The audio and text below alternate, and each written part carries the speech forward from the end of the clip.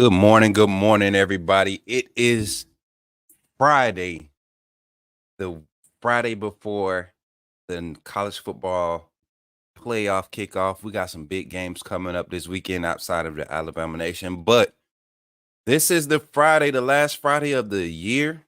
This is the last Friday of 2023.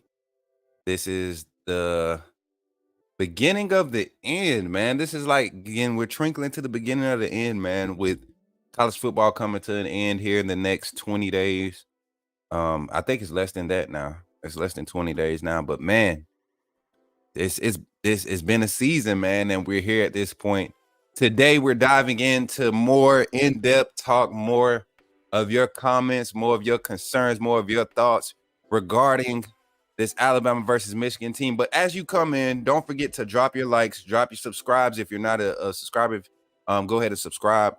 And if you could be so kind, share this content to another platform. And as you do that, let me just come through and say what's up to everybody, man, in the chat. Deontay Wallace, I see you out there. Roll Tide. Justin Sumler, Kenneth Jared, Mario's in the chat. CM777 in the chat. Miss Carr, somebody I plan to get out here and get active on this channel here soon. Who else in there? Kimberly Harmon, Hi CEO Connor, Beth James, Jack Jackson. Roll Tide, man. Brandon Carroll, Roll Tide. Appreciate you for coming through there, coming through here today. JG, what's good, my boy?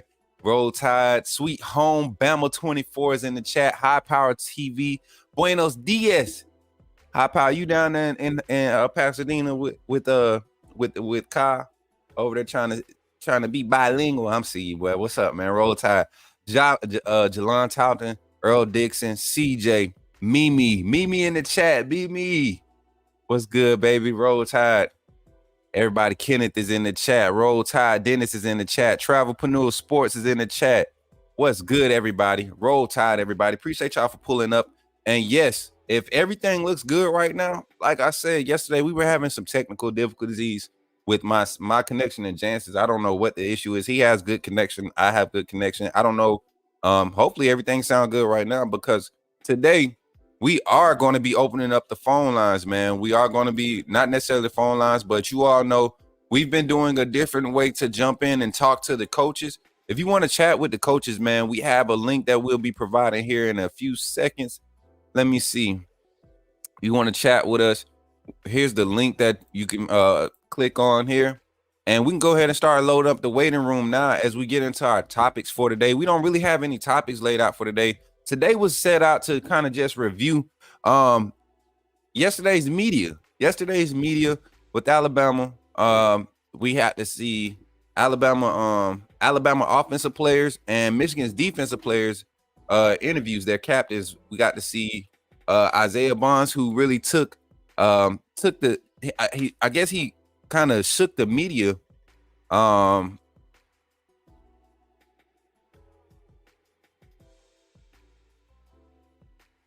I'm sorry, y'all. I just got a quick message I had to reply to. I'm sorry. But yeah, we didn't see we saw Isaiah Bonds go out, and he gave a phenomenal interview, guys. That the level of confidence that's oozing from this young man's his aura, man. Just his body language is saying confidence. Their voice tone, their speech is saying confidence. And to have this unfiltered approach to how they're just handling business at the podium is just something. And yesterday, if you watched Kyle's post, like his end of the day report, talking about the guys at practice and talk about some of the big news that came out yesterday. I think this is just trending upward for Bama. It's just a lot that's going on at the University of Alabama, not necessarily on campus, but with the program. It's just it gives us positive when it comes to seeing the upside of everything. He said, "You think Saban had that talk with 17?" Man, let me tell you, I think 17 is ready, man. I think 17 probably played his best game of the season in the biggest moments, the biggest games of the season, minus Auburn. 17 also played solid against even against Auburn. But if you're talking about Bonds, Nah, I don't think he had that talk with 17, man. I don't think Bonds got no smack on the wrist. And then I think what was done was strategic. I think it was more than just uh uh uh like what some teams do when they go ahead and make their excuses before a game. I don't think it was anything of that nature. I think he was just being honest.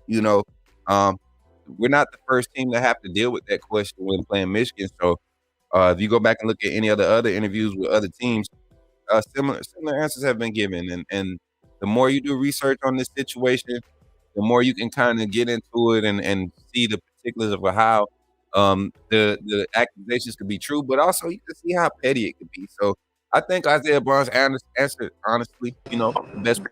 And jump on man himself. What's up, What's Ty? up, Adam? Yo, what's up, man? Yo, I'm not even mic'd up, but I'm gonna give you guys a quick tour of the stadium if I can. Let me see. Basically, what's up, everybody? Good morning. Kyle Henderson coming to you from the Rose Bowl. This is the media setup. Smook, where'd you go, man? Add yourself. So this is how this. There we go. So this is how the setup is. All right, I'm gonna take you guys through behind the scenes. Can you guys see this?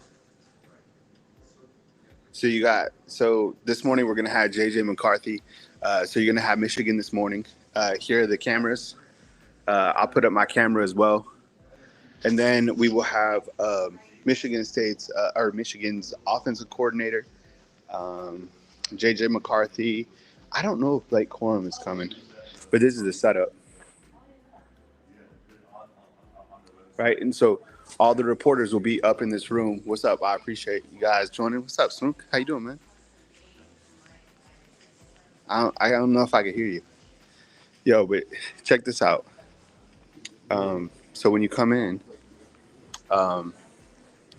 check out these massage chairs. This is for the media. You see? Yeah, man. Look, gotta keep y'all blood flowing while y'all doing y'all thing. Can you hear me? Yeah, I can hear you. Okay. And so this is the setup inside for the media. Look. Kyle, man, next year, we working on it. Man, y'all see this chat? This is for the media right here. It's got your eggs, your bacon, setups. Man, I'm hungry too. Look at this. That's what I'm talking about. Look at that TV, dog. You doing it, Kyle. Hey, Kyle doing it big time, y'all. Yo, so then you come up here. So there's like different workrooms. Got pool. So let's wrap for a little bit before I get working. I gotta go. Can you hear me okay? Yeah, we can hear you just fine. All right, cool. Because I don't want to be too loud for other people that are working. But see if I can turn this TV down real quick. Got the pool table. I'm about to slice some fools up. Like the remote. Right. And they had that on volume 99, man. Wow. What's up, Deontay? I see you inside the comment box. Mario, yes, good, man. We need to build like another banner around that Smook that says like Rose Bowl week or something. All right. Let's wrap. All right, brother. I was just in here jumping off the morning with just the reactions from yesterday's telling everybody to go watch your video from yesterday, the upload you did last night, reacting to Isaiah Barnes interview, reacting to the statement that that's been going viral with Bill O'Brien saying that Jalen Milroe should change positions. You already know people have been reacting on social media, but to give the people a live reaction to just those two things, just indulge the people, man. They've been waiting to hear from you. They've been waiting to see you live. So take the floor, brother. It's your show. Yeah, I think that. By the way, I'm getting a cut today down here in LA. So next time you guys see me, I'll be a little bit more cleaned up. What's up, JG? I see you inside the comment box. Kimberly, what's up? Good morning. Walt, what's up? Thanks for supporting Coach Smook and the coaches this week. We need to get Ty Hayes up on here as well. Yeah. Jarvis, I see you inside the comment box. My thoughts to Bill O'Brien's, I guess, comments, on Jalen Milroe, and this happened, I guess, before Tommy got here. Clearly, Bill O'Brien was not the right guy for the job, right? Right. And I think a lot of people knew that. I'm surprised that he won as many games as he did, but I think a lot of that was just because of Bryce Young. And look, those comments are certainly were like the headlines of yesterday. What's up, DeAndre? I Mhm. see you from England. Um, but the thing is it's helped Jalen Milroe continue to play with the chip on his shoulder. And what I mean by that is he's had kind of like this moxie and this attitude that almost like everybody is against him. And I think that's actually a good thing because it's kept him working hard. It's kept him in the grind. It's kept him in the weight room. It's kept him in the film room, right? Whereas opposed to, oh, you're this, you're that, you're a 5-star quarterback. No. Like people out there still don't believe in Jalen Milroe. I like it because it's going to allow him to continue to perform at such a high level, right? Like, cause he like his attitude is he's dialed in. Like this dude is like ready to show the world that he can lead this team to a national championship. And the best thing that I really like about this Alabama offense, like the defense, we'll see today. I'm talking to Dallas Turner, Kool-Aid. There's a couple more guys that'll be here, Kevin Steele. But this offense is not filtered. They're not, man. Like Isaiah Bond will straight up tell you what you want to know. He's not going to sugarcoat it. He's not politically correct. Like he just straight up tells you. And same thing with Jalen, to be honest. I mean, Jalen was like what he told a reporter yesterday. He was like, what if I told you sucked? So I like that mantra that these guys just say what's on their mind. That and you're right. Beth is inside the comment box saying Jalen is legit, 100%. I mean, and Yeah. he has an opportunity to show that against a very good Michigan defense, and it's just a couple days away. But you know what? I think honestly, this Alabama team is pissed off for greatness. You hear that Yeah. a lot. But I Yeah. think they're pissed off for greatness. And you texted me yesterday talking about I almost had like a one-on-one with Isaiah Bond. It was dope. Like I was just, there was kind of the reporters had cleared out and him and I are talking. And I was like, yo, Isaiah, I feel that kind of that ride out mentality because Jermaine Burton doesn't give a F either, right? Like he's just gonna Mm. tell you. Yeah. And I was like, I think the ride out mentality is back. And he's like, yeah, 100%. And he was also quick to point out Emmanuel Henderson. Mm. So even though we haven't seen Emmanuel Henderson, in a lot of reps, just because of, I guess, this and that or whatever, but I guess he was telling me that don't forget about Emmanuel Henderson. Right. Yeah. And another thing, Kyle, just like you said, that unfiltered approach that this offense, you usually get that from our defense traditionally, but that unfiltered approach from our offense, man, has just been kind of a breath of fresh air to see, and then to see, like you said, a wide receiver have that type of confidence with all the ridicule that's been going against the quarterback position, the passing game from last year not being potent as and the talent not showing up. These guys really have stepped up and have bought into this process this season, and I think they're kind of like they're tired of hearing that narrative that this offense is inconsistent. The defense is the reason why the team is where it is, and the offense is the reason why that Alabama lost to Texas, and they're hearing the noise. They're hearing the noise. I think more so this year, because guys are actually having to fight through that adversity together. There is no one guy that can carry this team. And this is a team effort. This is that Bama standard that we see a collective effort of effort being pushed out there. And this time, I don't think we see any faltering as far as preparation. I don't Yeah. think we see any falter as far as communication on how things are supposed to be conducted off the field. And this is one of those few times, man, in the past where when we've had this type of energy around the team postseason, they show up to that first game, man, and it's like it ends up being a snoozer. And I don't think Michigan fans or this team understands what this team has put themselves up against mentally to prepare themselves to just always be on the ready to perform at the highest level. It's a different feel with this team right now. Yeah, and I was talking about that yesterday. With Michigan and just the fact that Alabama is battle tested. I don't think Michigan is battle tested in that sense. I think that Alabama, and I think you bring up a really great point in terms of like what this team has gone through mentally, right? Because there's been so many people that. What's up? Well, good morning, Coach Jarek. What's What's up, going man? on, Kyle? Good to see you, man. Appreciate you I, s- guys. I must say, I see you. I see you over there, man. Pasadena. I heard you say you was gonna get a first. What's going on over there? Yeah, so I lined up a cut for 4 p.m. Today, so I'm gonna go try it out. I like to get my lines like cleaned up, you know what I mean? So Mm-hmm. that's just like something I do. I actually got a workout this morning too in downtown Los Angeles. Man, I didn't really, cause I used to live out here, but I lived in Redondo Beach, so I didn't really mess with downtown LA that much. But man, there's a lot to do down here, and it's a really good place to eat. I hit up a spot last night, and then we were texting, and Damani Jackson pulls the trigger. So Yeah, I I had to told pull up y'all. on the side of Little Tokyo and bust that out. So man, what an addition for Alabama.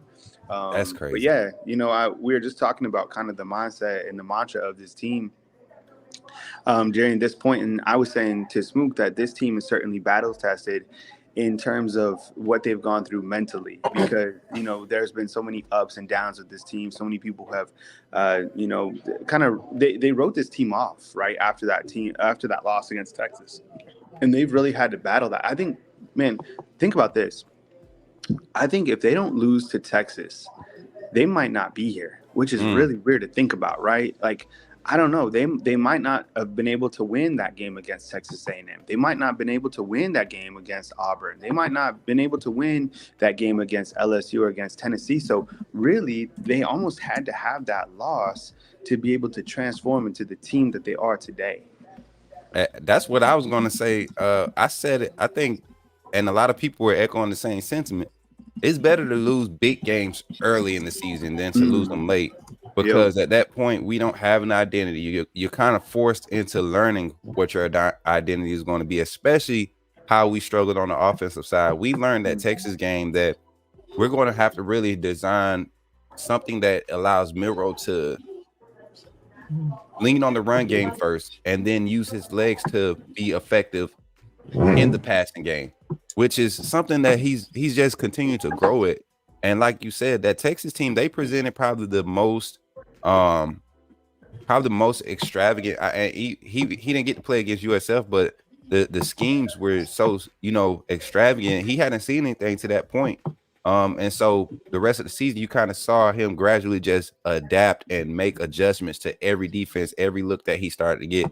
And this is proven to be something that's going to prepare him for this Michigan defense, because he's seen similar defenses, similar caliber of defenses leading into this game. So I'm excited to see his growth. Yeah, I wanted to ask Coach Jarek and kind of your thoughts on Damani Jackson. What you like about him from like his schematics setup or what he brings to the table. We were talking about it yesterday, and I mean that was kind of news that shook up college football, and everybody was certainly excited about Coach Saban adding the second name from the transfer portal. I still think there's going to be one more that's probably on the offensive side. But what are you thinking, Coach Jarek, in terms of like what Damani Jackson brings to the table, and if you're just waking up this morning, or if you're about to, I forget, like I'm out on the West Coast, so Damani Jackson announced that he's transferring to Alabama. Gigantic news that happened on yesterday. Coach Jarek, what do you like about Damani Jackson? If you've had time to check him out. Yeah. I've been watching this kid since he was at Mater Dei. He's a very spectacular athlete. Typical Nick Saban type corner, long, athletic, very rangy type corner. Definitely when it comes to man coverage, definitely a strong suit. That's exactly what what we like to play. We like to play a lot of man. We like to be extremely physical, especially against press. He's really, really good in those particular aspects. I wish he would have committed here, about a couple years ago. Wish he would have came here about a couple years ago, because I think overall his development wise, we could have been talking about potentially first round considerations for Damani Jackson. But he's a pretty good talent. I think USC with Alex Grinch, I don't think they really developed him the proper way. Hence why he was able to enter. Let's be honest, a lot of those defensive players weren't able to get developed properly. Hence why a lot of them are in the transfer portal. But Damani Jackson, man, again, you're talking about a Southern Cali kid, Mater Dei, the best high school football program in the country. You look at the kids that came from there. Of course, we have a very similar one that's going to come in here, and they're both very similar players, just technically sound type players. that Modern Day has just been able to develop at that type of level. So, we've taken a keen eye of getting these type of players, these Bosco kids, Modern Day type kids, but knowing his relationship with Nick Saban, knowing his relationship with T-Rob, and for the most part, knowing that we've been trying to get this kid for a very, very long time, and knowing that he really fits the mantra of what we're trying to establish here, man, this was no surprise to me that he was able to make that commitment very, very quickly. Very, very quickly. As soon as I saw that video, man, when he met Nick Saban, saw that, and especially when he's attending that practice, I knew it was pretty much going to be a done deal. So, in terms of he's going to be a starter for this team next year, I think it's going to be a battle. I think we got some guys like Des Ricks, you got Trey Amos, you got a Devontae Smith. You have guys out there that's going to challenge for that outside spot, but there's nothing wrong with adding more depth. There's nothing wrong with it at all. Adding way more depth. I mean, you see how it is with Trey Amos. I mean, the Kool-Aid goes down, Trey Amos steps in, and we don't skip a beat. So in terms of depth and quality, no question that the strength is going to get a lot better next year because Terrian and Kool-Aid are going to be gone. So this just adds more to it. So I'm overall excited about Damani Jackson coming to Alabama. I feel the same way, man. I think like when we were talking about it yesterday, we didn't get we all had a good thought that he was going to either Michigan or Ohio State. I even said Texas might have had a chance at him, the way they've been moving in and recruiting in the transfer portal, trying to, going after some key names, some big names. But Damani Jackson, man, like you said, it sucks that he didn't get to come to Bama first. You can look at the film and see that his high school highlights, man, just a naturally sound guy, very talented. You would expect him to be a coachable coming from Mater Day. They usually put out just, almost pro ready kids coming out of high school when it comes to the mentality and the preparation. So I'm excited to see him. And like you said, come out there and compete. I would love to see Amos and Ricks on that perimeter and Jackson probably and Earl, fighting for that star position and keeping Smitty and Downs over top next year. Or what's the safety we got coming in this year? He's already there. Peyton Woodward is already turning heads with his work. Yep. Yeah, like it's a lot of young talent that's going to have an opportunity to prove itself this offseason coming into spring ball. You guys think that Terrion Arnold's a for sure go into the NFL? Oh, he's gone. Right? He's gone, Kyle. I think so too. If he doesn't go, I see it more so being it will have to be something like crazy, guys just making a pride move because somehow or another, knock on wood, they fall short of their goals this season. That would be the only reason I see a guy like Terrion come back, but he doesn't need to come back at all, man. He's actually, in my book, he's pushed himself above Kool-Aid as far as value coming into this draft. What he's been able to put on tape just this year alone, if you only had this season to go by, what they've put together. And Kool-Aid's been great. But to see the amount of targets that Terrion's had to defend, the type of run support he's had to, implement, his consistency. He's been able to stay on the field this year, minor injury. I think it was one game this year. So I think Terrion is probably value-wise right now is probably the best DB coming out of this class from Alabama. It's where he plays that makes him so valuable. The fact that he can play as an outside guy, as a star guy. Remember, he came from high school, as a safety, so he's got experience kind of playing there. I mean, the versatility. Nowadays, man, NFL scouts look for versatility, right? It's great if you can be really, really good in one particular area, but if you can be good in other particular areas, like we've seen, especially this year in the NFL, how so many injury riddled positions, and we've seen guys that were maybe great outside boundary guys. They had to slide inside a little bit, or maybe they had to play kind of elsewhere, just because of the amount of injuries that were mounting up, and they struggle. So nowadays, NFL versatility it's more valuable now than it's ever been before. So knowing how Terrion Arnold and knowing the type of film that he's able to present, plus I think that's just unselfishness, right? The fact that again, he could have said, no, I know I feel more comfortable here. Nick Saban and T-Rob, they asked him to slide into a particular role, no problem.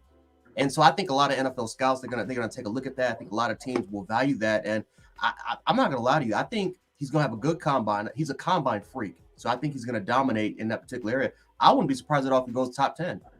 I would not be surprised at all if he ends up being a top 10 pick just because of what he was able to present on the field. Not to mention how much of a big hoop this guy has had pretty much had to jump through from his 2022 season when he was getting criticized a lot, despite him literally moving down and playing corner for the first time and God knows how long. And he's never played corner. He's never played primarily corner. That's the thing. Never, yeah. He was a safety his entire career. So the fact that he was able to make this big of a jump and this big of a transition in year 2, you can only imagine what he's going to look like in year 3 once he starts to really understand how to really play that position. And he's going easily in the first round, but I think he has a big argument to go top 10. Let's do some good morning shout outs. So post some of these people inside the comment box and let's just start out the day right. King Family Reacts, man. What's up? Good morning. I see you inside the comment box. Thank you very much for being here. We really appreciate you supporting Coach Smooth, Coach Jared, Coach Sean, and of course Ty Hayes. Walt, what's up? I see you inside the comment box. He's hopeful that Terrion Arnold stays. Jeremiah Taylor, man, I see you inside the comment box. Thank you very much. Jarvis is like our personal connection to odds, so I appreciate you, man. Jarvis has been with us all year long, and you know who I'm gonna miss? I'm gonna miss Mike Fort. Mike Fort is a Michigan fan. We appreciate you, man. If you were looking for content after the Rose Bowl, be sure to stop by, man. We appreciate you. Chris from New Jersey, man. Chris from New Jersey is a great call. Really like Chris from New Jersey. Yep. Beth, thank you very much for calling in. AJ, what's up, man? I see you inside the comment box. Miss Miles, what's up? I see you as well. And Mike, see, he's like, who's gonna miss me? Hey, Mike is already in the Discord with us, man. He's active in there talking just college football, not just Michigan, but college football already. Cool. So yeah. Deontay, what's up, man? Yeah, he's like 50 likes, 178 people. Run the likes up, like Coach Smook says. I appreciate you guys. Thank you so much for joining us. The coaches have been covering for me. I'm out in Los Angeles, so usually my morning, like in everything that's happening, like I got to split in a minute because I have Michigan interviews. But everything has kind of been in the morning. I mean, yesterday was like a 10-hour day, like stuff backed on back. And the person who uploads all that stuff is me. And it would be a lot smoother if a lot of this is dependent kind of like on the speed of the internet, honestly. It's because if like the internet was fast, then I could get these interviews up immediately. But a lot of the time, I'm just like kind of waiting for things to upload. And then Jarvis with the 20 smash, yes, man. Yes, sir. Roll My Tide, goodness, man. Shout Jarvis. Holy shoot, man. Jarvis been cleaning up on his odds, man. Thank you, man. Appreciate you. Thank you for all you guys do. Roll Tide, roll. Let's beat the Wolverines, and your haircut's on me. I appreciate you. You need about $60 more to get that haircut for Kyle. You know what I'm saying? For real, out here in Los Angeles. Okay, I want to ask Chat something. All right, I got to dip out in a minute. I want to ask you guys too. I don't even know if you guys, Jarek and Smook, because you guys are out east. But comment for Chat for those of you on the west. All right, In-N-Out or Fat Burger. Or Five Guys. Have you guys had either? I've had In-N-Out. I used to live in Fresno, so Fat Burger. Is Fat Burger on the east? No, I don't think so. I think there's one in Atlanta. It ain't one in Atlanta. Fat Burger. You could throw Five Guys in there too, because Five Guys, they load you up with all those fries. Man, In-N-Out. I had it once, and it was the best thing in my life, man. See, that's what people feel. People love it. I love In-N-Out, man. Yeah. All right. So we have a pretty good feedback in the chat. Five Guys now, but see the thing about Five Guys, you roll out there with like 2 hamburgers, it's like $40 bucks. $50. I'm telling you. Yeah. So I mean, look, whatever. I just had to ask you guys that. What's up? I'm from Kimberly saying I'm from Montgomery, Alabama. In the South, we have Five Guys. Yeah. Five Guys. Yeah, Five Guys is Five Guys off. Five Guys everywhere. In-N-Out is the one that people go crazy for, but the main one that people go crazy for across the world is Chick-fil-A. Dude, Chick-fil-A, there's lines wrapped around everywhere you go, man. It's crazy. Mm-hmm. I wanted to quickly talk about, before I bounce out, get your guys' take on, everybody keeps talking about Evan Stewart and Ryan Williams, and rightfully so. I mean, Ryan Williams is certainly, and yeah, I love Whataburger too. The thing about, Coach Sean's up in here too. Can we add Coach Sean? Oh, shoot. My goodness. Man, we just need someone in here. We just be a basketball team, man. Coach, I guess we put Coach on down low, Jarek too. Smook, point guard. I'll be like, on the wing, or I could play point or whatever. Um, Mm-hmm. Coach Sean, what's up, man? What's up with you, man? How you doing? Good, man. Just been knocking out these interviews and had a lot to see yesterday. I mean, Damani Jackson comes in. We were just about to talk about Evan Stewart and Ryan Williams. Coach, just welcome to the show, man. What's your take on? I mean, you think that Evan Stewart? I mean, because he posted that graphic and Alabama wasn't even on the list. I don't really buy much into that until it's all said and done. Are we past Evan Stewart? What do you guys think when we talk about Evan Stewart and kind of his, I guess, transfer portal recruitment? I mean, for me, I said yesterday, I don't think he comes to Alabama. I think he goes to Texas or Oregon. Mhm. I mean, maybe he could shock us all, but for me, I think it's Texas or Oregon. I don't think this young man comes to Alabama. Jarek, what you think? No, I think just from what I've been hearing, I just don't think he's going to come to Alabama. I think the NIL value Mm. is something that I think a Yep. lot of players are really fighting for. You saw what happened after the Arizona game, how, for the most part, we kept hearing that schools were, trying to get in contact. They see that the NIL value for Fafita and McMillan was going up. I mean, Evan Stewart is, I think, around 2 million.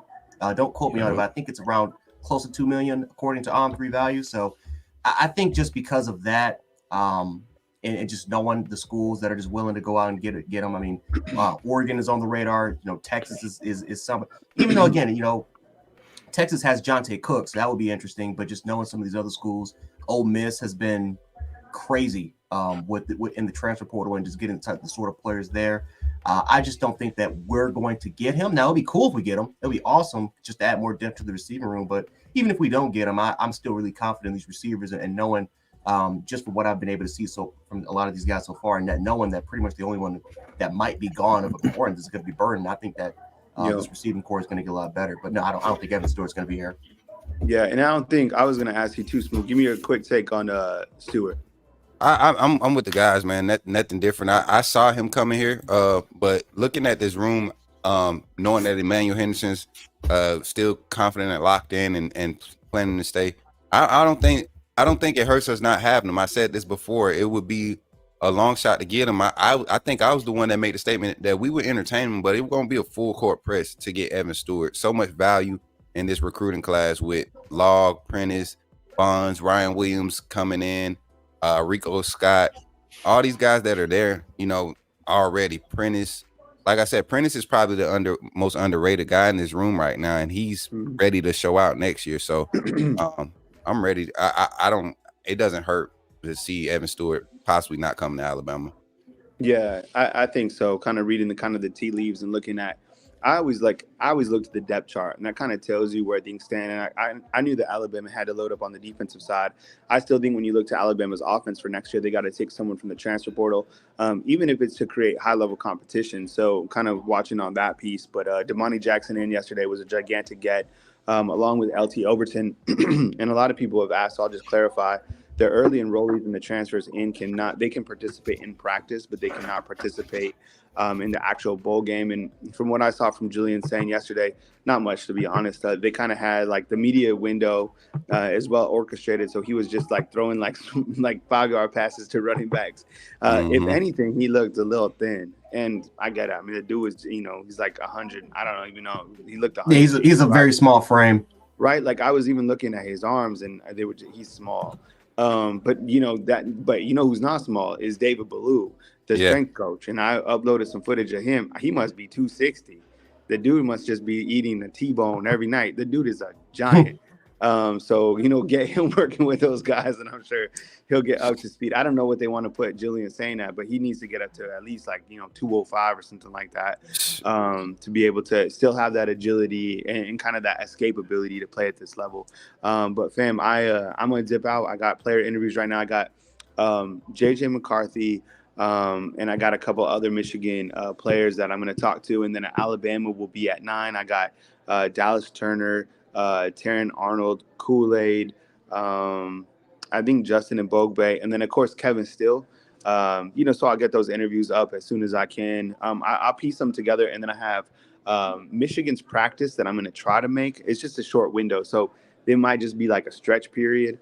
So depending on like the traffic here, I mean, LA goes hard, right, on the paint on the 405. So or depend any highway that you're on, any freeway that you're on here.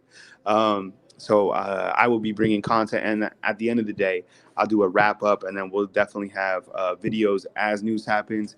And I appreciate you guys supporting the coaches, Coach Sean, Jarek and Smook, and of course Ty Hayes when he's on as well. Those guys are just they do such a great job, and I'm really grateful for their effort during the Rose Bowl and all the other times. So I'm gonna dip out, fellas, and I will catch up with you guys soon, man. Kyle, before you go, let me ask you a quick question. Question.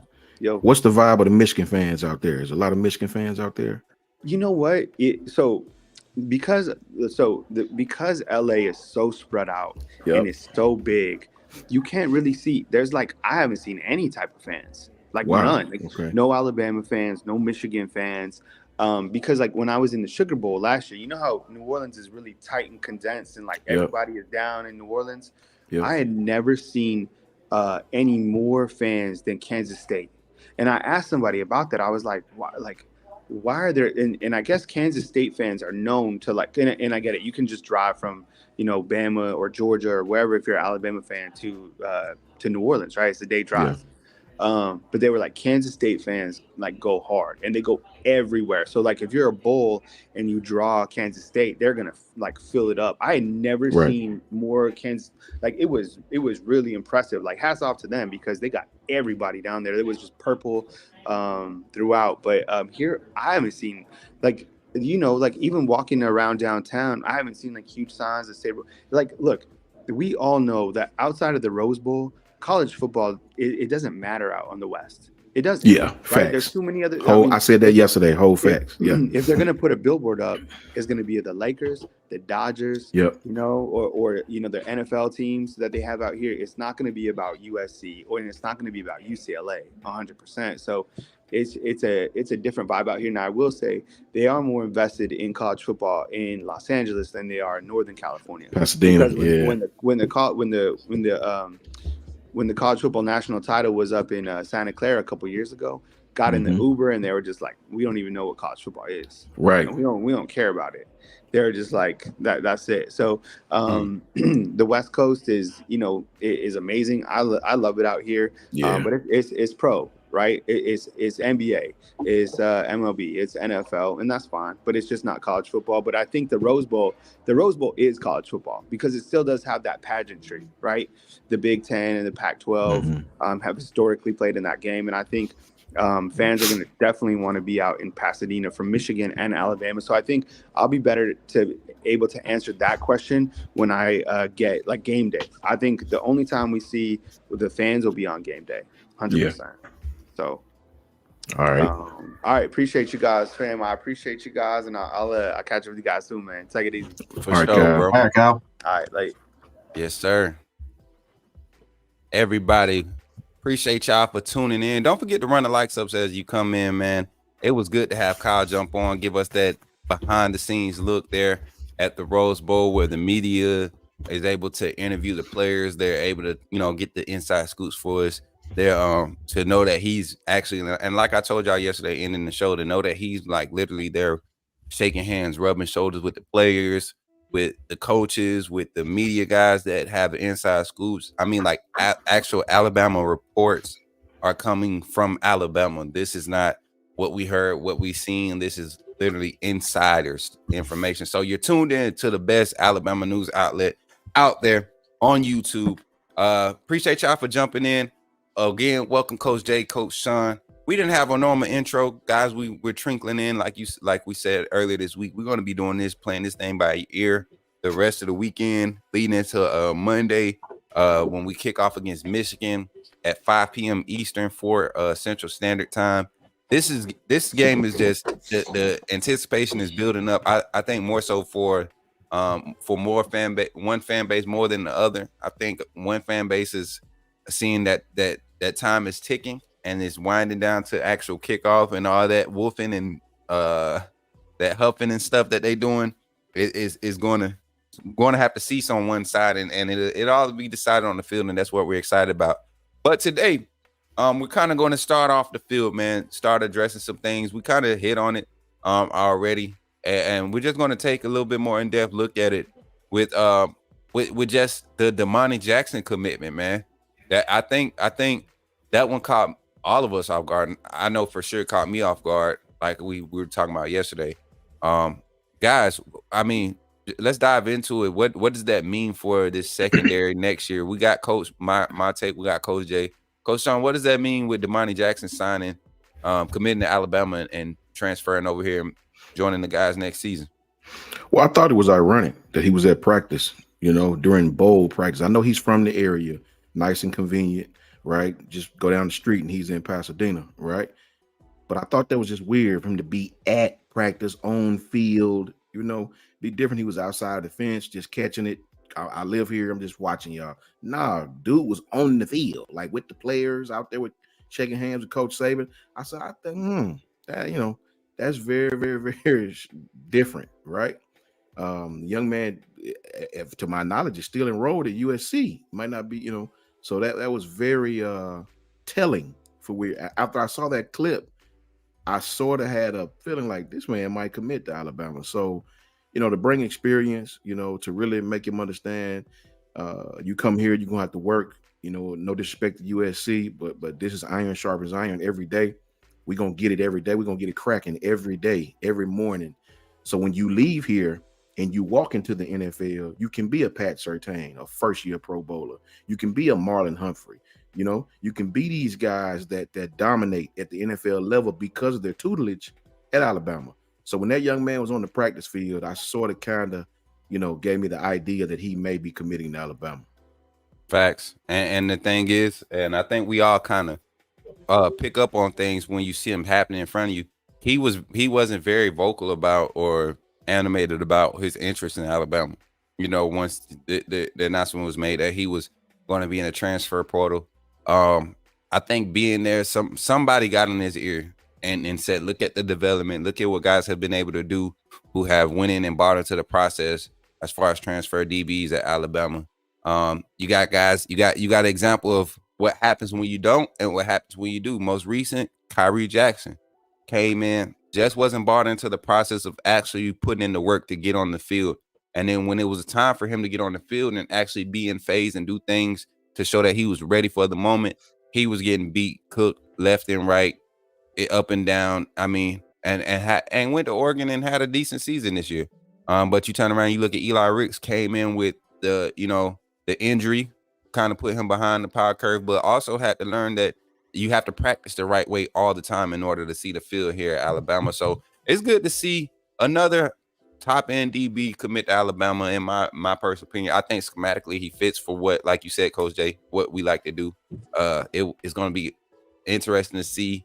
Like we said, Trey Amos coming back next year. You added Damani Jackson to that room. Des Riggs, Eli, not Eli. I'm thinking about Eli Riggs, but Des Riggs, Earl Little, Mbakwe already, getting high praises for what he can do in the secondary. So this is going to be, as far as the cornerbacks this season, I think this coming up season is going to be very interesting to see how this shakes it up. Shout out to Mario Gates for the $49.99 super chat. He says, love the content. I'm glad I was wrong about the playoff selection. Finally called another live. Roll Tide, keep doing what you're doing, guys. Yeah, Mario, we was wondering where you went, man, when you was giving up on us making the playoffs, man. We're glad to see you back, though. Glad to see you back. Look, and glad to see that you was glad that you was wrong. But we in there now, and that's all that matters, chat. That's all that matters. We in there. So let's jump into it, y'all. Let me see if I can pull this layout up. I'm gonna add this to the stage. Boom. Ooh, shout out to the Sharpshooters podcast. Got to give him a quick shout out, man. Do some excellent content over there. Let me add us back on here, y'all.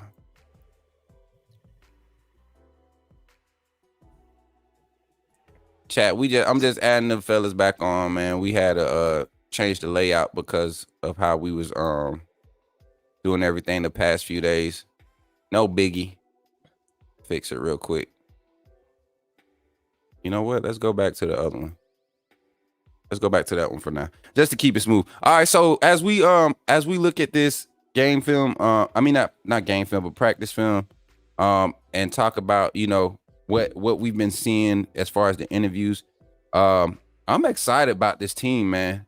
Me and Kyle were talking about it before you guys got on, how guys are just literally just, it seems like guys are just have this mentality of unfiltered, we've been disrespected, we got something to prove.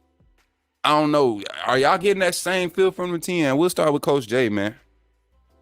I'm getting a good vibe for this team. For the most part, I like the energy. I like how this team just seems really, really aggressive.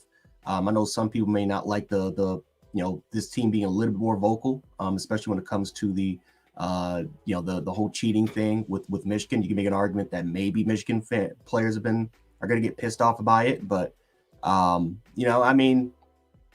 these guys are very open. They're very vocal. Even when bad situations have happened to this team, these guys have been extremely honest and pretty much kind of told it what it kind of was and what they really thought and what they really believed in. Overall wise, I think that for the most part, I like what I'm seeing from this team. I think that this team looks focused. It looks ready to go. I think their presentation looks really, really good. I just think that this is a team that has bought in to exactly what the media has been kind of critiquing about them, how Florida State should have got in over them and how Alabama just hasn't looked that good. And, it's just, I think that the whole Lank thing is really inspiring this team. It's really motivating this team. And again, if you're going to beat a team like Michigan, you got to, come together. You got to be on point. You got to get it to, because, we've seen even during that times, that this team just hasn't been as consistent. Like they've been inconsistently consistent or consistently inconsistent. So they got to put on their best effort. And I feel like for what we've seen so far, this team has been about it, at least for what we've seen outside of game day so far. So I like what I'm seeing. Right. Coach Sean, how you feeling with the vibe? Just hearing from the offensive side yesterday. I don't know if you got to see all the interviews from all the players, but just hearing from the offensive side and Tommy Reese, how you feeling right now with the vibe of this team? I mean, okay. I mean, we disrespected. We. I don't really care, man. I mean, you got to play, bro. I don't care what you say on the mic. Respectfully, I don't care about pushing a disrespect narrative. I don't care nothing about that, man. You are all that gonna go out the window as soon as the kickoff go. As soon as toe meet leather, you got to line up and dominate your man. At some point, all these narratives and all this stuff that don't matter. You know what I mean? Michigan talking, we hadn't said anything disrespectful. I'm kind of with Coach Jay. I get it. We played horrible. This team went through a lot of adversity from the fans, from former players, and rightfully so. Right? I don't pull back on nothing I said. Everything I said happened. You know what I mean? You can just call me Sean Stradamus from now on. Right? The thing is, you got to play, bro. I mean, we way past talking. You got to play. The game is coming. Line up, put your pads on, and dominate them dudes. You know what I mean? Period. I get the vibe of they ready to play, and for me, that's enough, man. That Michigan is not going to lay down because you roll that crimson helmet out there. They're not. Michigan is going to come in here, just like sure they're prognosticated to win by whatever 1 point, 2 point, 3 points. But at the end of the day, you better believe they hear people, right? Every prognosticator is sort of picking Alabama that matter, right? We're calling them scared and all this and that and the third. Man, you got to line up and play. You know what I mean? The mic is cool. This thing right here is cool, right? But at some point, you got to put the big boy pads on, go out there and show it in front of 20-something million people. And I think we're there. That's good enough for me. Interviews are cool, but I really don't even watch them because it make my mind form a narrative about what you say, right? And at the end of the day, we all know, especially us three, it's when you line up in that tunnel and walk out that tunnel, either that anxiety is going to make you nervous and itching to get on the field, or it's going to make you nervous and make your hands start doing this. I don't want the hands start doing this. I want you to be angry to whip somebody's, you know what I mean? So it's cool. I get it. We talk. We ready to play. Let's see you on the game day. You ready to play? And that's what I was alluding to. It's not putting a lot of stock into what they saying. It's literally just you can tell, not what they're saying, but how they're saying things. That there's a different level of focus and a different level of intensity coming into this game. And the factors that Coach Saban speaks on every time he talks about getting these guys prepped, he talks about having the ability to do the things you need to do in order. So when the game comes, it's not a hard thing to do. It's not hard to complete your job or do your job consistently. And it's a level of focus and a level of intensity that you have to display in every aspect of your life outside of the game of football that will lead you and set you up to be able to play the game of football at that level. And the way these guys were talking gives me like it gives you that sense of they're being receptive. I'm one of those coaches that when I say something on Tuesday, how a guy responds to it Friday in the locker room when he putting his pads on, or that last walkthrough, coming off the field before it's time to get dressed. When I ask him about an assignment, or when I look at him and ask him how he feeling, I want to see a certain look in this player's eyes. I want him to have a certain demeanor about himself because I know my players. And I think that's what's happening with Coach Saban and his team. I feel like he's really, truly connected with this group of guys. Like he's been saying this whole season, and what people have been able to notice, this has probably been one of the funnest coaching jobs for Saban, one of the most challenging, but fun for him because he loves challenges that he's had in probably like 6 or 7 years. And so you can see that energy, but I think it's more so it's fun because he has a group of guys that's buying into what's being taught, into what's being said, the message, the mantras, all of that. It doesn't help with what's going on the field, but it does push you into the right mindset when everybody is collectively bought in. And so that's what I get from those interviews. I do want to, and because we're talking about it, and a lot of people have been talking about it, the comment about, and we don't necessarily get personal or whatever, but give me what you like personally, what you felt. You know what I'm saying? And keep it G, but keep it in the box because people watch the show. But give your takes on Bill O'Brien's comments about Jalen Milroe, man. To know that was actually told to a young man, a 19-year-old at the time, who's went away from his home, to put his life on the line. And people look at football as entertainment, but it's a dangerous sport, man. People lose their life on that field, man, from freakish injuries, bad hits, whatever. So, but to have another a coach that's supposed to be respected amongst the ranks of coaches tell you that you should play another position, a position you've been playing your whole life, that a position that got you to Alabama, that not an athlete. You came in as a quarterback, a highly rated quarterback at that. Give me your initial thoughts, because my first thing was that to me that's a bad testament to you as a coach that you can't develop players. That's what I heard when the statements were released. Coach Sean, what was your take on that? I know you've never done that to a kid, the way that Jalen Milroe explained it, and it probably didn't happen like that, but the way it was took and the way he projected it, it kind of came off as what we've thought Bill O'Brien to be. So what was your take on that? I mean, I've seen that several times, especially from the quarterback position. That's just a man who don't understand how to convert an athlete with all the tools to a QB, right? Mm-hmm. I mean, hell, they told Lamar Jackson the same thing. They try to get Lamar Jackson to play wide receiver, running back.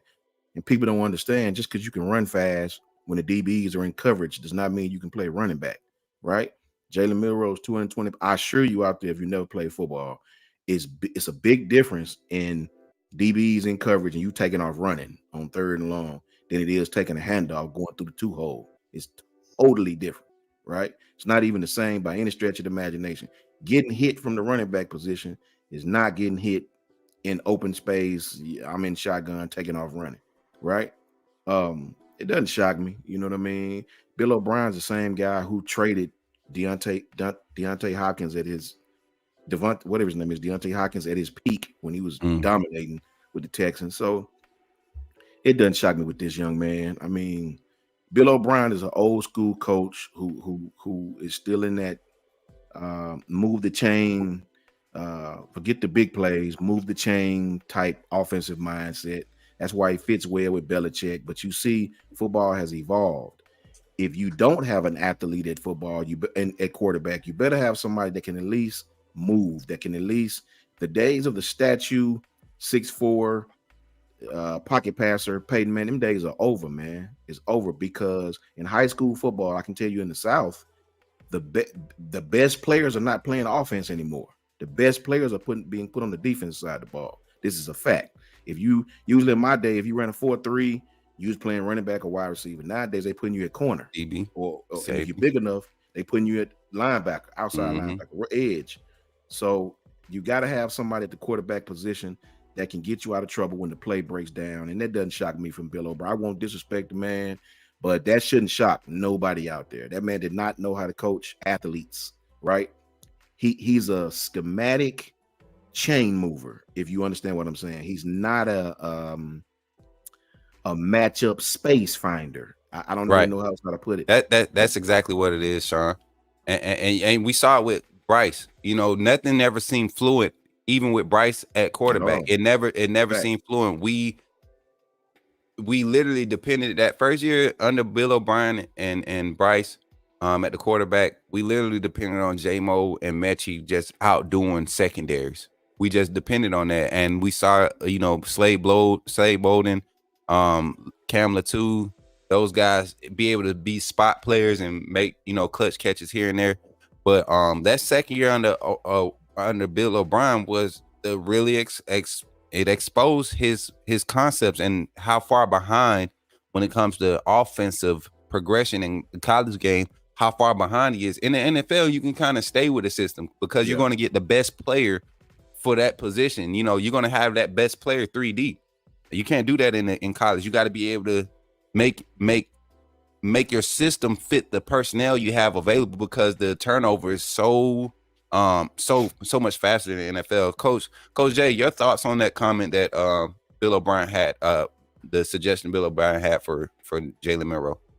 I wasn't surprised to see, you know, to hear that from Milroe. I mean, we talked about this all last year that, you know, that Bill O'Brien, you know, for the most part, when we saw Jalen Milroe in that A&M game, automatically we just knew that Bill O'Brien should not be the offense. I mean, we knew that he shouldn't even be the offensive coordinator anyway, but that just goes to show you that Bill O'Brien's offense was way too complex. You can make an argument, was it too advanced? No, but it was a prototypical NFL top style of offense. It's not the modern day style. It's more like an early 2000s type style of offense where, for the most part, certain quarterbacks are going to have a lot of responsibility. Like Bryce Young had a massive amount of responsibility of changing up the protections, rerouting certain players. I mean, Bryce Young was basically, not going to sit up and say he was Peyton Manning, but he was pretty damn close to it as far as the amount of responsibility that he has. The fact that that Bill O'Brien gave that offense to Jalen Milroe, and just think that a guy that just doesn't really have that much experience playing under this offense ever was going to just absolutely just do a really, really good job of managing it. That's not realistic. And so when you take a look at Jalen Milroe and just knowing how raw he was, instead of just trying to go out there and fitting towards his tendencies, seeing what he can really work with, Bill O'Brien instead was too damn stubborn, and he decided to make Jalen Milroe run a Bryce Young offense, where we all knew that pretty much 90% of college quarterbacks can't even run that offense. 90% of college quarterbacks cannot run Bill O'Brien's offense.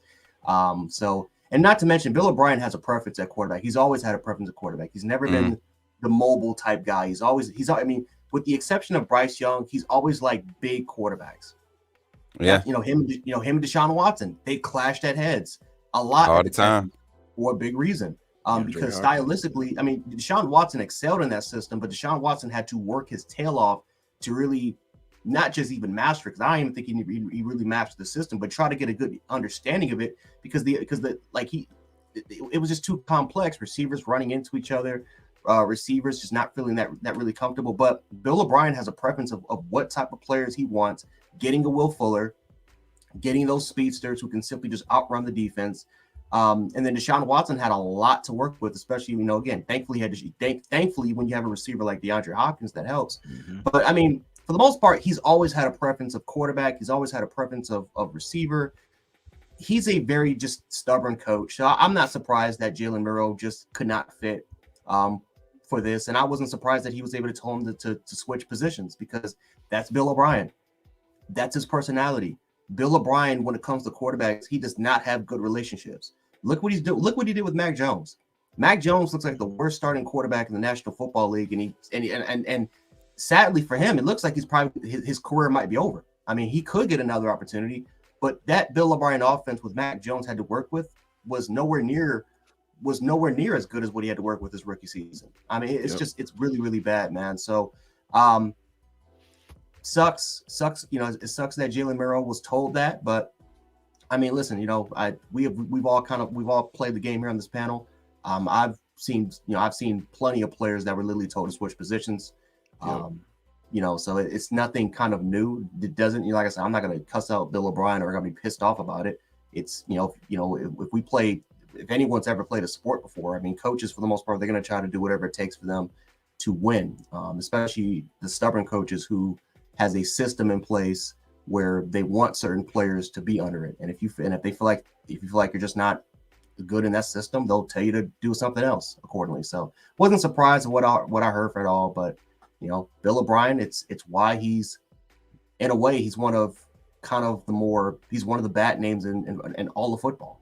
Yeah, and I was gonna allude to the fact that you simply have never done anything monumental anywhere you've been. You've never done anything that's pushed the envelope. He's literally ridden the coattail of being being surrounded by other decent coaches and having the talent. He had a good year at Penn State. Available. I'll give 1 year, man. Year. 1 Look year. at the type of quarterback he had, though. Exactly. 6'5", 225 type quarterback. Yeah. But 1 year, and that's what I think. That's what happens with a lot of college football coaches. We kind of see it happen with Nick Saban when he left and went to the league. But just how when you want your style, and not saying that he couldn't do it in the league, but when you want to have a certain environment around you, it's kind of hard to get out of that. Nick Saban just so happened to be more so sold into the fact of developing players. You don't necessarily develop players at the NFL level. You kind of manage players at that level. At college, you get to develop. You get to be an intricate part in how a guy's next level is perceived. And I think that's what Coach Saban enjoys. Bill O'Brien, he doesn't necessarily like to do that. It was already known that he doesn't like to recruit. It was also known that he wanted to come in with his style of play. And like you all said, I don't even think it's more so hard on the quarterbacks to understand the type of offense. It's the receiving concepts, the passing game concepts that takes years or months of consistent learning. You can't be going to waking up at 7:00 to go to your first class and then going to practice trying to learn that offense in a matter of that time span, and then go out on Saturday and produce at an effective rate. It's too extensive, and it's not bad, but when you don't have the right pieces, it looks bad. And that's what happened with Alabama's offense. And for Bryce to do what he did last year, Jahmyr Gibbs, and B-Rob and all the rest of those guys, man, that were able to come in and do what they did. I think they were all slighted, man. And when you look at how Bill O'Brien called their game for A&M last year for Milroe against A&M, it was like he was purposely trying to sabotage the man. And, that's not me taking a personal shot, but you look at the play calls. Not once did he try to say, hey, Milroe, I'm going to give you half the field. If you don't see nothing, run. You didn't see that one time. And the times where Milroe kind of just took it upon himself to play football, that's how we were able to get out of that game with a win. Close game, narrow game. Milroe's first start in a big game. I think he handled it well, and then to go on that podium and respond the way he did, I think it was more than warranted. I think it was definitely a moment he's been waiting to kind of just publicly let off his chest. And it's good for players. They're humans. They're kids still. They're still young men. They're still developing in that mindset. And he did it probably the best way you could. The best way you could. And they're living by that mantra to the T by letting all the naysayers know. But Coach Mook, I want to say something real quick. Go ahead. Then we're going to move on from Bill O'Brien. We're going to talk about the new OC. No, this ain't about Bill O'Brien. This is just sort of piggybacking on what your last phrase, what you just said. I want the fans to understand, when you are a kid that's between 18 and 22, right? I want you to think back when you was that age, right? When I was young like that, we didn't have nothing but MySpace, right? That was the only social media platform, right? It wasn't really popping like it is now. You can say to these kids, "Oh, don't read social media, don't listen to it," and some won't. Right? Some are almost paranoid too. Read it, good or bad. But I want you to picture a locker room of high school kids, especially the seniors going to college, all of us sitting at their locker, scrolling through their phone, seeing fans our age, some older, calling them this, calling them that, saying they trash, saying this, that. And they see all of this stuff. I'm telling you personally, they see all of this stuff. You can say, "Oh, block it out." We think like that as adults. But when you young like that and you see people dissing you, some of that stuff stick to you, right? So I want you to understand the adversity these young men face, right? Now you got the money situation, the NIL situation, the pay for play situation. A lot of fans beat the players up for that, right? I understand we need parameters, whatever you want to call it. We do, right? But how can you tell the kids, and this is something else they hit me with, you have USC in the dadgum Big Ten right now, man, all because of money. One reason, TV contracts. So it trickles down. You got coaches out there making $8-9 million, switching teams, sit on your couch on Monday and tell you to have a commitment on Thursday. They go on to another university for more money with a payout. I didn't even think about that. I'm gonna give you that be the crazy thing, bro. Yeah, like facts. That's such big facts. With a payout, you get fired and still get about 70 plus. So at some point, it's going to trickle down to the athletes. These athletes have social media now. They understand stuff that all of us on this panel never could understand. Or didn't. I know me. Not I at didn't have that the balls 17, 18. All facts, man. So we got to think about that, guys, before we dish the athletes. It's a lot of grown people out there that's doing the same thing, if not worse, than these young athletes who are out there actually playing the game. Right, man. And to kind of stay on that topic, man, it kind of goes back to, y'all remember when we lost to Texas and Martin D. Black was in the locker room on IG after the game and people were so up in rage about it and this, that, and the third. They what people fail to realize is they had lost their game, got back to the locker room, got their whole, hey, we lost, move on, next game, refocus, we're going to see who we are speech. The kid is a kid, man. He's 19. He has a social media following. People were asking him, you celebrate. He wasn't celebrating. If you listen to the song, like, it's just how they do, man. We didn't have these things. I guarantee you, it would have been plenty of players, especially when I played in college. When we used to get on that bus after my freshman year, we were getting blown out the water in the first 3 games, 54-19. 42-12. This is the 3rd year of the program at Faulkner at the time. So we were a young program. Facebook wasn't the big thing. MySpace, you couldn't go live on it from your phone or nothing, but we used to be on social media on the bus. What do you think we're doing? We would get on the social media, the school website that they would be posting all the stats and stuff. We would be looking at that to see what they were saying about our gameplay. We know we lost. I went right to Max Prep. I mean, because I went right to Max Prep because they'll have the updates in the box score right updated. So we'll just go right to Max Prep and we'll just take a look at that, and then we'll put it into our Huddy film type collection the next day, and then we'll just put it out there as part of our game tape. Yep. And see, I didn't even have that, man. It was one of those things we used to have to wait for film session Sunday morning or Saturday morning.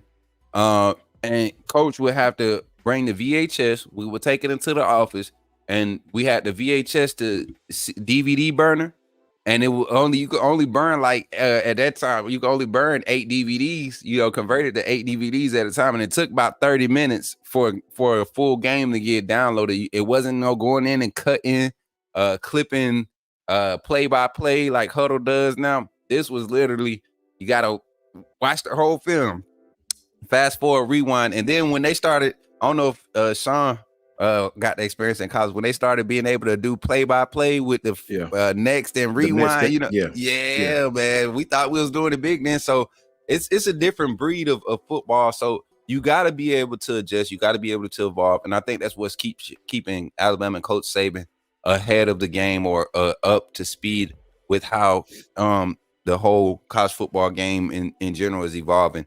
I want to put Tommy Reese's interview up. So I'm gonna take us off the stage, and what I'm gonna do is I'm gonna allow this to play for y'all, a small segment of. We just want to listen to Tommy Reese, and I want y'all to Look at what he's saying. Listen to what he's saying. Look at his demeanor on the interview during the interview, and we're gonna come back and we're gonna give our thoughts on that, and then we'll jump into some other things. We'll open the phone lines. We got one in the waiting. We got Hasio 24. So after the Tommy Reese interview, we're gonna look at we're gonna bring Hasio on, and we're just gonna continue to talk about football. So give me a second. Let me set this up the correct way, y'all.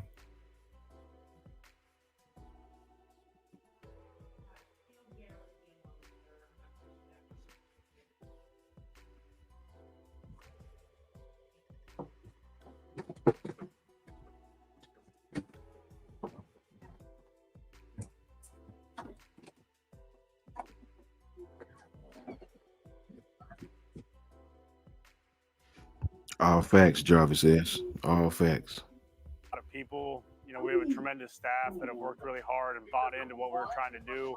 I think everybody kind of just kept going. Dr. Drew and my wife Susan here, we want to show you something. This is what just 10 pounds of body fat looks like. If we want to drop this, we got to take our metabolism from this. And there were some hard times, and that's part of this game, but I think ultimately we've become better for it. Our players just kind of kept working, never really dipped in their belief of what we could become. And, without that adversity, I don't think, we're in the spot we're at right now. And so, as a guy that's in front of the group, and we always talk about it being a we, us, our offense, I'm extremely proud of the effort and the work that's been put in to become where we're at. It's not about me. It's not about any individual. It's about the group collectively putting in the time and effort to get to where we've been. And look, hopefully we continue to build off of that momentum. And, our focus is on the task at hand. And that's one thing our group has done a great job all year is, what are we trying to accomplish today? And let's focus on that. And again, just extremely proud and fortunate to be with the group of players and coaches that we have here. And, it's been a pretty surreal experience for me, and it brings a lot of gratification to what we do. Coach, where have you seen Jalen Milroe take the biggest improvement from game number 1 to game number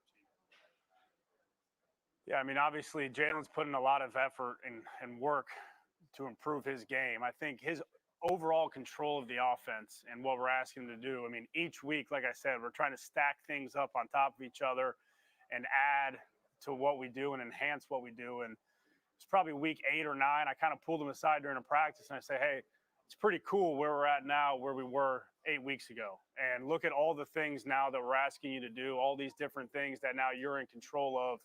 And, for a young quarterback that, he hadn't played a lot of football coming into the season, that's part of the progression. And all the credit goes to Jalen.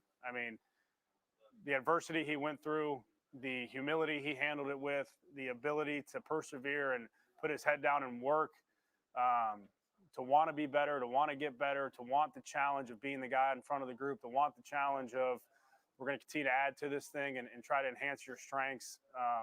Again, all the credit goes to him. And so, to see him take control of the offense, to see him, as a passer develop, to see him be decisive in his ability to run the football, like all those steps were, his effort, his time on task, his work to put in. And again, like I talked about being proud of the entire group, that relationship with him, you don't get that experience very often. And to say I'm proud of him would be a vast understatement. And, but again, he deserves the credit to where he's been. And he's a great competitor.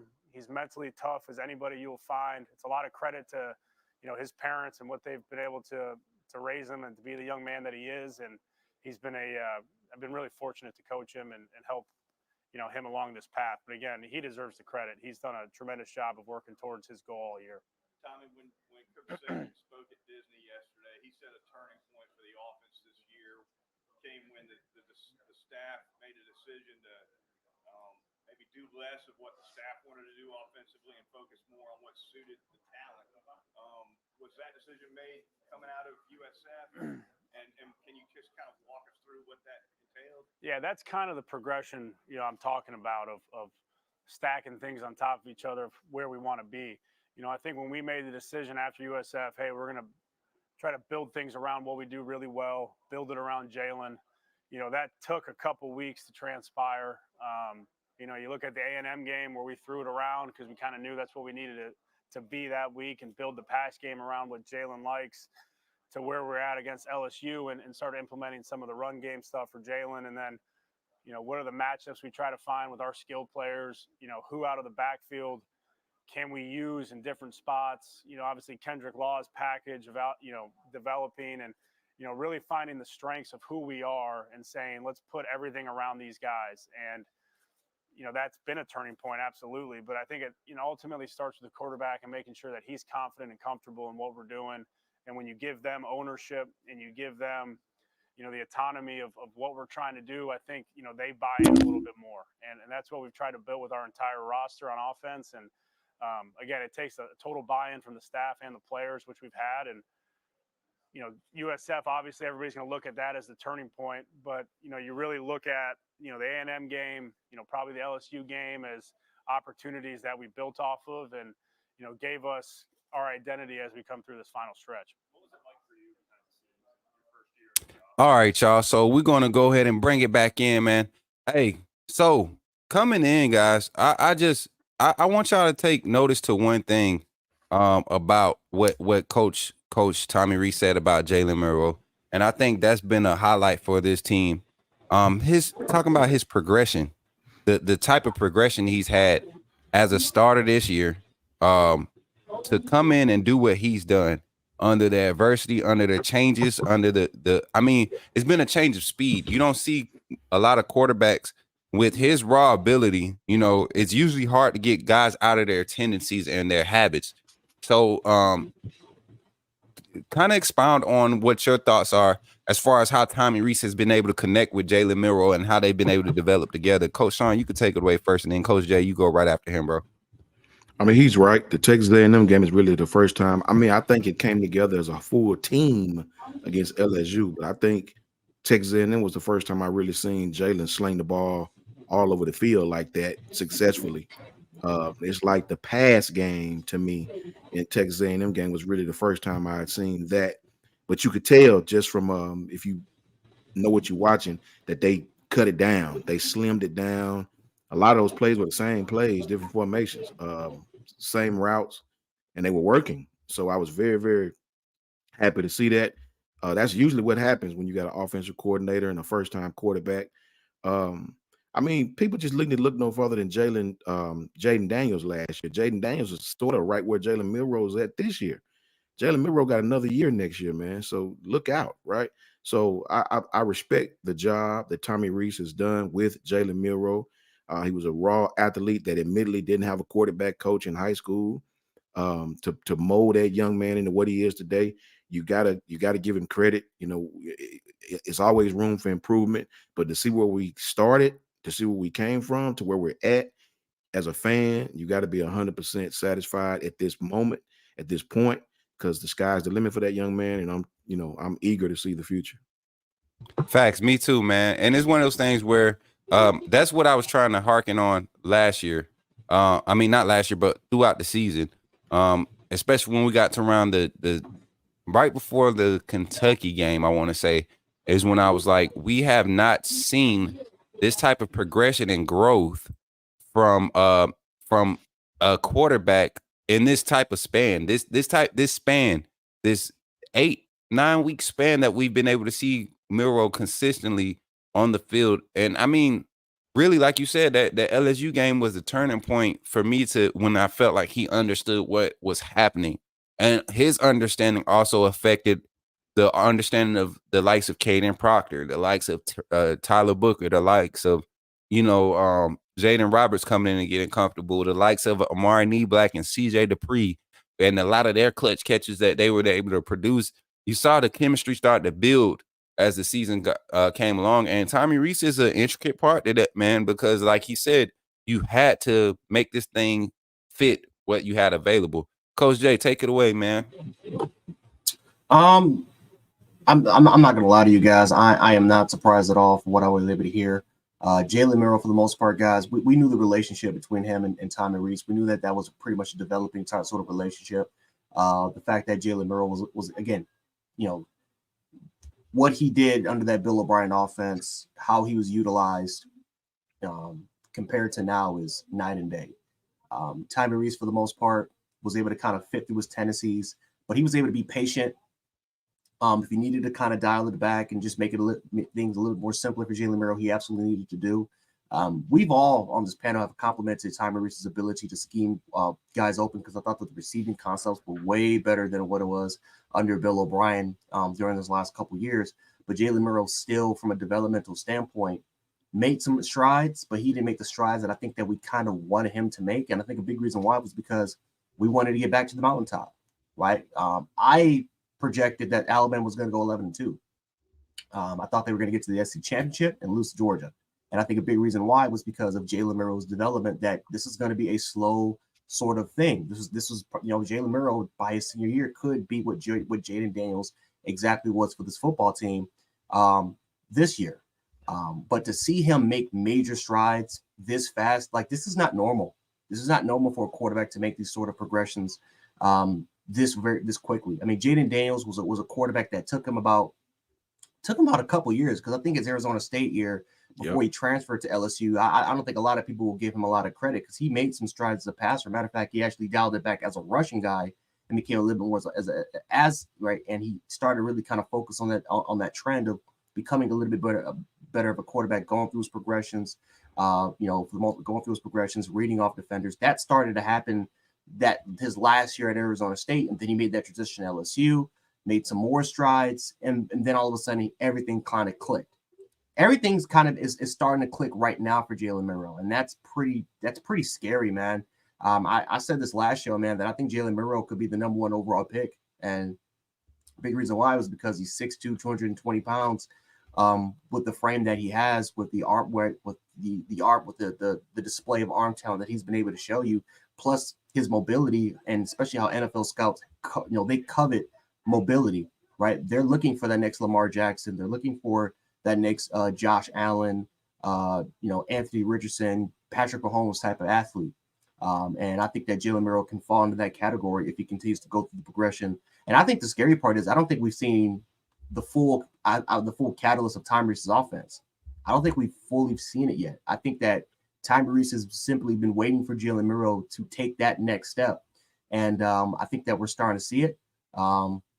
I think that for the most part, I think it's just knowledge. It's all about consistency, right? That's the one critique about Jalen Miro that I think it is pretty damn fair, is that he's got to be a little bit more consistent as far as going through his progressions, as far as sometimes staying off that number 1 read. We know he can look off defenders. We know he's shown the ability to go through progressions and to simply focus on all the different reads. We all know that he can be accurate to the short and intermediate game, but he's got to be more consistent. And I think that next year we'll do it. Hopefully he can showcase that in the Michigan, and if we get to the national championship game, where he could just, see, because I'll say this before we kind of move on here, but CJ Stroud, you can make an argument his coming of age moment was that Georgia game, where that was the game where everything just came together, because CJ Stroud was putting up big numbers, but the same critique that happened with CJ Stroud and a player like, let's say, Justin Fields, was the fact that they simply just can't. They simply just can't process information. That was their biggest. Right. That was both their biggest critiques. They can't process information. That Georgia game was a complete masterpiece of a game by CJ Stroud. Ever since that game for CJ Stroud, what happened? CJ Stroud has taken off, ladies and gentlemen, with D'Amico Ryans as his head coach. He's just taken off as a quarterback. So that's what we need to see from Jalen Miro. Hopefully the Michigan game can be that huge step. But what he's doing right now isn't normal. And I think that that's a scary sight for college football next year. I want to address something, because I see this a lot with, a lot of fans in here that were doubting Miro heavily, even after the A&M game. To me, I think I was more bought into Miro post Ole Miss game. I want to say I was bought in more to his development and processing after he got benched. I have always been on the Miro train. Everybody likes to take my little preseason take about if Ty Simpson had got an opportunity first game against Middle Tennessee due to Miro struggling, we would see Ty Simpson as our starter. To me, that was a fair take. We knew what Miro could present. We didn't know how he would develop. We knew what Ty Simpson presented. We didn't know how he would develop, but I felt like if he had an opportunity, Ty Simpson could be very well in this seat if Milroe had faltered in that Middle Tennessee State game week 1. Ty Simpson could literally be in this spot. But the point I'm making is people talk about his ability to, keep from taking sacks. He takes too many sacks. He doesn't see these open reads. He has turnovers. Milroe only has 6 interceptions on the season. The amount of passes that he's attempted to turnover ratio is one of the highest in the country. In the past 6 weeks, though, y'all know I think it was the first 5 weeks of the season, he had been sacked 35 times or some crazy junk like that. He had been sacked 35 times. I think he's only been sacked 7 times the past 6 weeks, and 4 of those came against Georgia. So our team started to gel.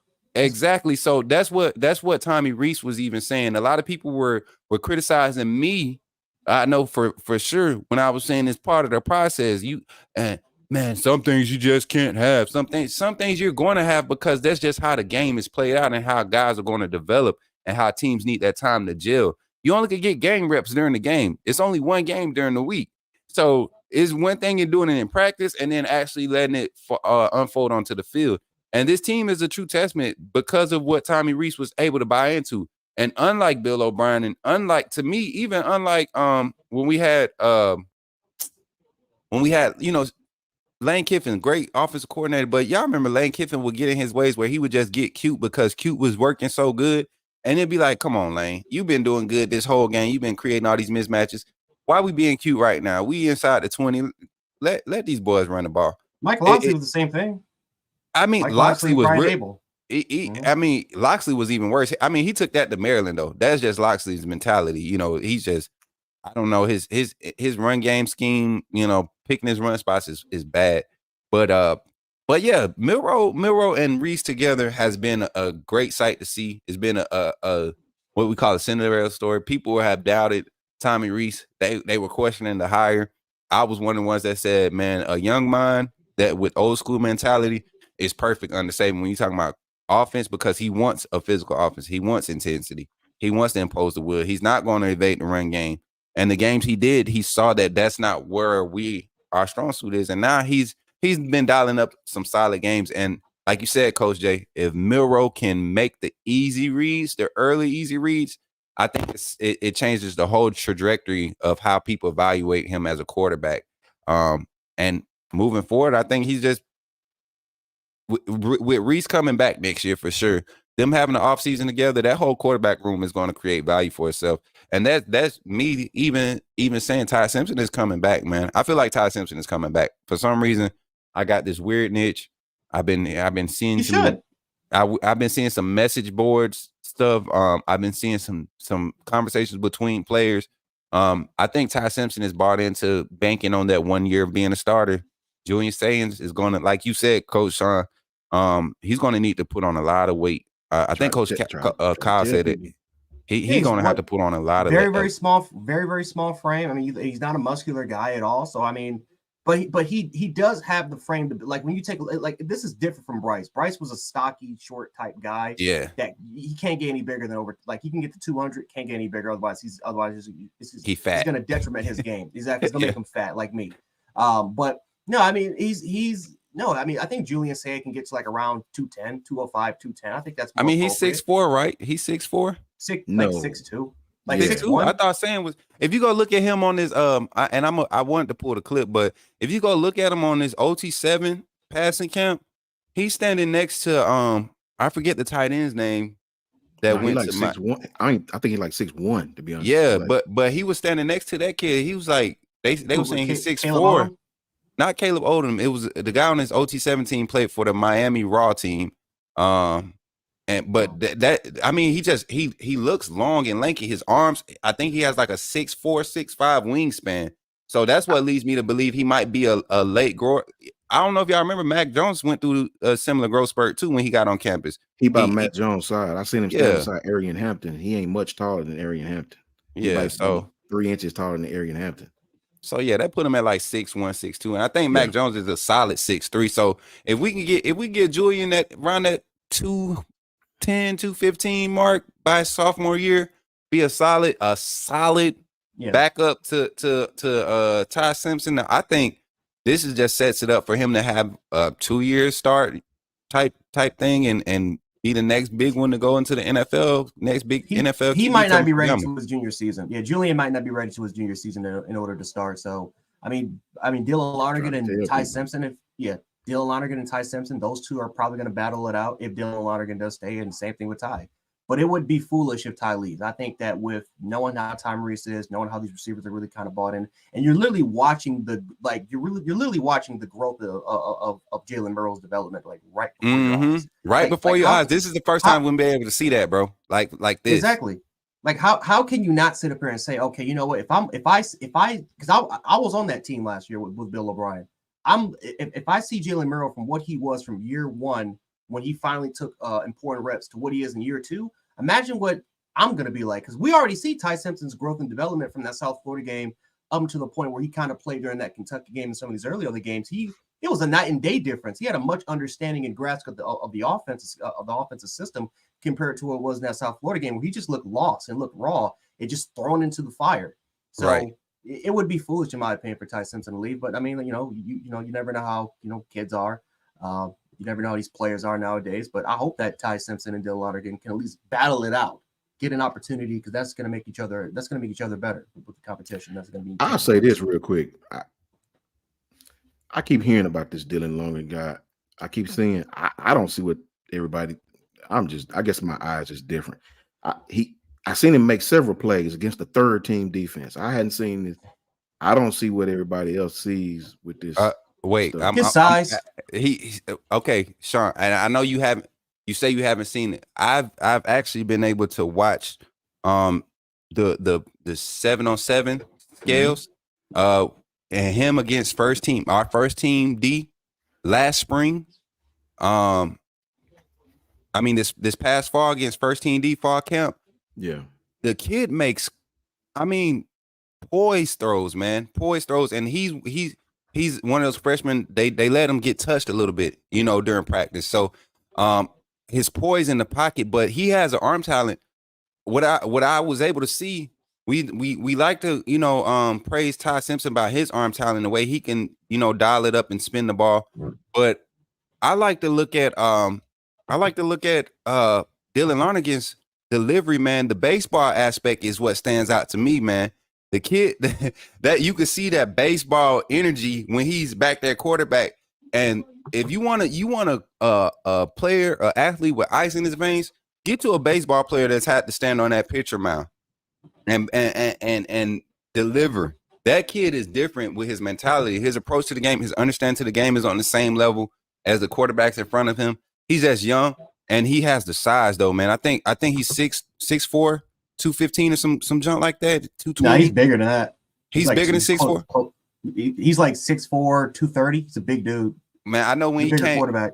I know when he was at fall camp that last season, 6'4", 215 is what he came in at.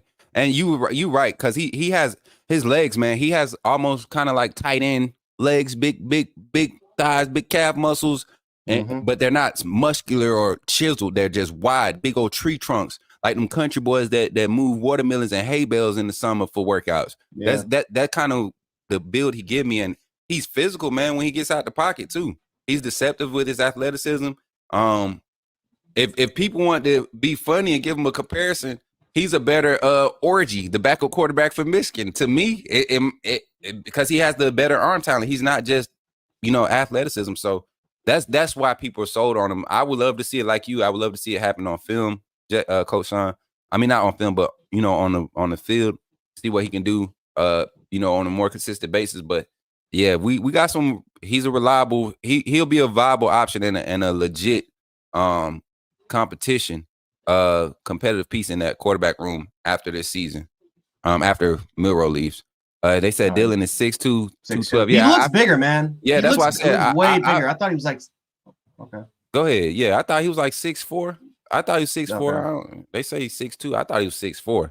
I didn't think he was 220. I will say this: his frame, he can add easily 15, 20 pounds and not skip a beat. He Compared give to me Julian Ben Saint, who- Roethlisberger's vibe, bro. Like the way he move in the pocket. I mean, he got that country boy feel to him, man. That barrel build. You know what I'm saying? And that slit, a medium frame is just, man. I can't wait to see him continue to just develop, man. But yeah, this Tommy Rees deal, this quarterback room. I am interested to also see going into the offseason. Will we go out? QIFD, boy, you crazy, man. Alex Orgy. I think that's his name. Is it Alex Orgy? I can't remember the kid's name. The back I know quarterback. you're talking about. I mean, I ain't gonna lie, he's a freak. That dude's a freak athlete. I can't Yes. lie. He's a freak I just wish athlete. he could throw the ball, you know. I think and mess around. Michigan might lose that kid after the playoffs. Michigan might lose that kid. He might go to a UCF or somewhere like that where they like them running quarterbacks and just let them do what they do. But I think a lot of people are discrediting what Tommy Rees has been able to do this year. Came in under a lot of scrutiny, a lot of pressure, and he's developed just as much as Jalen Miro has. And I think we can coming out of this season, end of the season the way he did. I think this is the prime time for him to showcase his development. Also coming into this Michigan game. That's who is 6'4". Eli Holstein is 6'4". Eli Holstein, yep. Yeah, it ain't Dylan. Eli is one that I'm kind of skeptical about. I wonder what his future plans are as far as being a quarterback in a collegiate level and as far as staying at Alabama, because I think it's just he's not going to be able to find the reps, barring any crazy injuries or anything. He's just not going to be able to find the reps to really compete with the way that Miro's developed, with the way that Ty Simpson is developed in front of him. You know, Eli Holston, I mean, not Eli, but Dylan is number 3 on the roster. You got Julian Sayin coming in, who's going, tremendous upside. Julian has the arm talent now. He doesn't have the experience nor the size or the frame to get out there and be durable enough, I don't think. Especially when you're talking about he might be having to come in behind some new pieces on the offensive line when he finally gets his chance.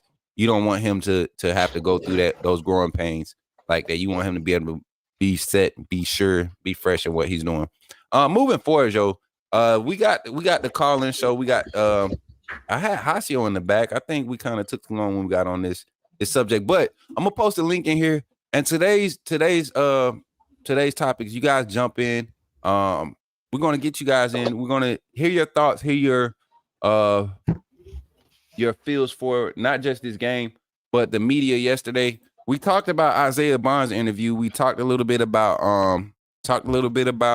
Jalen Miro. And we just talked about Tommy Rees. What other guy we missing? Who else did they have up there for interviews yesterday? JC Latham. And I really didn't get into JC Latham's interview, but from what I did get to see the first like 3 or 4 minutes, the boy standing on business. Like he got that no nonsense feel. How do y'all feel about our offensive line going into this? Not just JC Latham's interview, but offensive line. We dove into the matchup, knowing that everybody's 100% healthy. What's your biggest concern, Coach Jay, first, and then and then Coach Sean? What are you most confident in coming into this game? So you take the biggest concern, Jay. Coach Sean, you take what you're most confident in with this offensive line. Seth McLaughlin. He's the biggest weakness on his offensive line, and simply because he just can't hold up against big, powerful dudes. He just can't, especially in the run game. We've seen flashes where he can do it, but I go back and I watch all the opponents that he's gone against. Some of the biggest guys on the opposition's teams. He's getting dominated. The Georgia game got destroyed by Zion Lounge.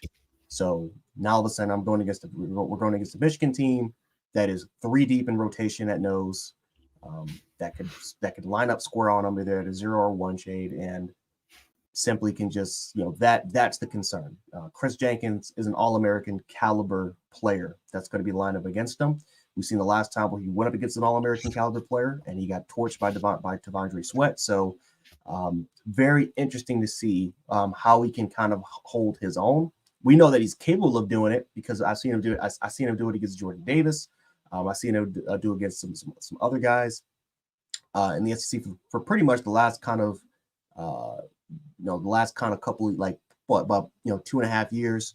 Yeah. But there's no question that he's the weak link on the offensive line. And to be fair, he's not the biggest guy. He's like 6'3", 305. Like he just got to 300 pounds this season. He's not even 300 now. He came into the season having to pack that on and barely tapping the 300 he might be like mark. 290. He might be right back down to like 295, maybe a little lower than that. But he's by far not the biggest guy up there. So it'll be interesting to see what he can do against Chris Jenkins and the rest of those guys up there. But everywhere else, I have no concern with as far as just big, powerful run, bulldozer type guys. I have no concern at all. Right, Coach Sean, take it. What are you confident in as far as coming into this game? Before I do, Mike Ford, you guys, us doing independent or together film study is definitely not comical when we're playing Michigan. But as far as what I'm not concerned about, what I'm not worried about is our interior offensive line. I mean, dude, talking about it's comical. Shit, not playing y'all is not comical. Hiring people will be in this. Boy, if you don't knock it off. But yeah, I'm not concerned with our our interior offensive line. Tyler Booker, Jaden Roberts, they will dominate. I don't care what people you put in front of them in college football. Those are two pro guards still playing college football right now. You know what I mean? They will dominate. The interior will dominate. Now, sometimes it's perfectly just like Coach Jay said. They have to help Seth out, pass offs, whatever the case may be. Seth, man, sort of whip him at times. But if Seth can just stand his ground, if Seth can just anchor and a little while, I think we'll dominate in the interior. You know what I mean? I know it'll be tough against the type of defense they run. But like I said yesterday, I'm not looking for us to go out and rush for 160 yards. If we can just keep them honest, keep the chains moving, that'll keep our passing game right where we want it to be. The thing I'm not worried about is Tyler Booker and Jaden Roberts. I'm definitely not concerned with those guys. They will do their thing the way they have all season. Facts. And I would like to also say that the type of pressures that this offensive line has been able to see, we've been able to see some extravagant stunts, I mean, you don't find too many teams that are capable of doing O-line to tackle stunts, twist, I think it's called the 6-4, like the 6-1 technique, where you stunt from the 6 to the 1 or the 5 to the 2. Like it's so many stunts that we have been able to see. If you go look back at how the left side of the offensive line struggled early with passing off pass blitzes or blitz pressures from the perimeter, most things that were passed from outside in weren't the problem. It was the things being passed from the guard to the left tackle, Caden Proctor, the young guy, that was creating a lot of issues. Either he was looking too early, giving up, his primary responsibility too early and trying to help too early, or trying to reach too late on his primary responsibility and not seeing the early help that he needed to help. It was so many small things that he just continued to get better at. And once, like we've all been highlighting, once Jaden Roberts got inserted, it was like everybody kind of was able to do their job. And I don't think McLaughlin's blocking is going to be the biggest issue in this game. I feel like if he could clean the snaps up, the what he lacks in consistency as far as dominating his assignment will be able to be covered if he just fixed the snaps. I think that is a big part. We haven't been able. I don't think we give Jalen Miro enough credit for being able to produce like he has with the type of snapping, and the type of inconsistency there's been with the snap issue with Seth McLaughlin this year. So we clean that up. I think we might see a big game from Seth. Anything else, fellas? Because I really wanted to get people in the chat. It don't seem like nobody want to talk today. We had 2 people jump in the other day. We got a super chat in here. It says Ephraim Davis, my boy with the $10, says, is Milrose safe for 2024 starting QB with the question look face? Anyone of y'all want to take that? Go ahead. Is his job safe? Yeah. Oh yeah, it's not. No one's taking over the spot from him. He's the guy for 2024. Okay, Coach Sean. I agree. I agree. Let me answer Al Sanders when we get through talking to this real quick. But I agree. I don't think going into the season nobody's going to take Milroe's job. They didn't take it this year. They most certainly ain't taking it next year. That's go ahead and that's what I was gonna say. If you couldn't take it from him this year, like I said before the season, if Ty Simpson didn't get an opportunity in that Middle Tennessee State game because if Milroe had came down and pulled a Blake Barnett from USC that year, you remember Blake Barnett and the emergence of Jalen Hurts, it would have been the same type of story for Ty Simpson. Not necessarily as far as how the season went, but I think Ty Simpson against Middle Tennessee State would have balled, man, because Tommy Reese was dialing up the pass plays. That's what Ty Simpson wants to do. He wants to sling the ball. You know, he's a relentless shooter. He's a gunslinger. That's what he wants to do. He will try those passes. I don't know if y'all remember was it USF game? No, what game it was when he got in late? Was it a Kentucky game where he got some snaps and he tried to throw the deep out over the linebacker under the corner on the sideline, and it was literally 4 yards of space maybe between the underneath and the guy from the safety over top. The corner over top was already crashing on the route when the receiver was sitting at the sticks, and he tried to fit that ball in there, and the ball was dropped because of a toe tap attempt. You know, he was able to fit it. It was just dropped because it was on the sideline. It was a tight pass. Those things like that, man. More reps in game, you'll see that play become like regular for a guy like Ty Simpson. He has the arm talent. But Coach Sean, you go ahead and take this. He said, wouldn't we get into more 12 to get their front to balance out, get into even that will ultimately help Seth and uncover him? Al, I don't know if that'll help Seth, to be completely honest with you. Anytime you can get Seth on a combo block, he seems to have some success. I think the less resources you can get Michigan to commit to the D-line, the better off we'll be and the better off Jalen Milroe will be. I think the more we can create space with this team, I think that only helps us. I'm sure we will obviously get in 12 personnel, obviously, right? Mm-hmm. You almost have to at some point, right, going against a team like this. But I think our best success is Jalen Milroe. And I don't know if committing more resources to their defensive line and balance, as you say, is the right thing. That puts Seth one-on-one, and I think that's where we get into trouble. I've seen Seth combo block from the center, and he seems to do well on combo blocking, obviously, right, with the scheme we run with Jalen Milroe.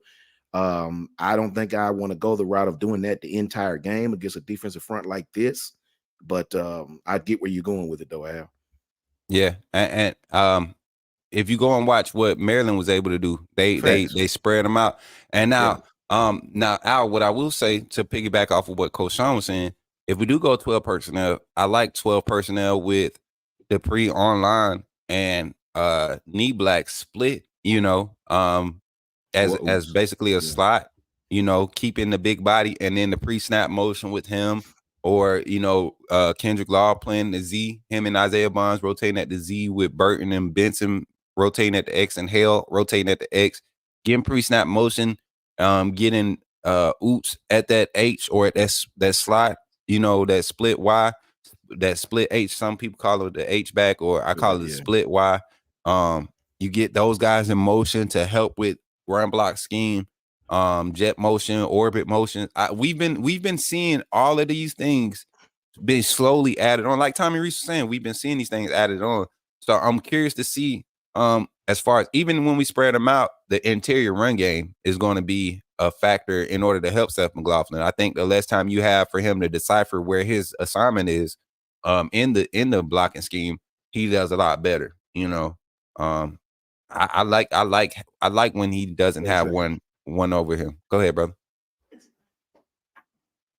Oh, you had. I thought you was trying to say something. No. Okay. But yeah, great questions, and I'm glad you asking questions, y'all.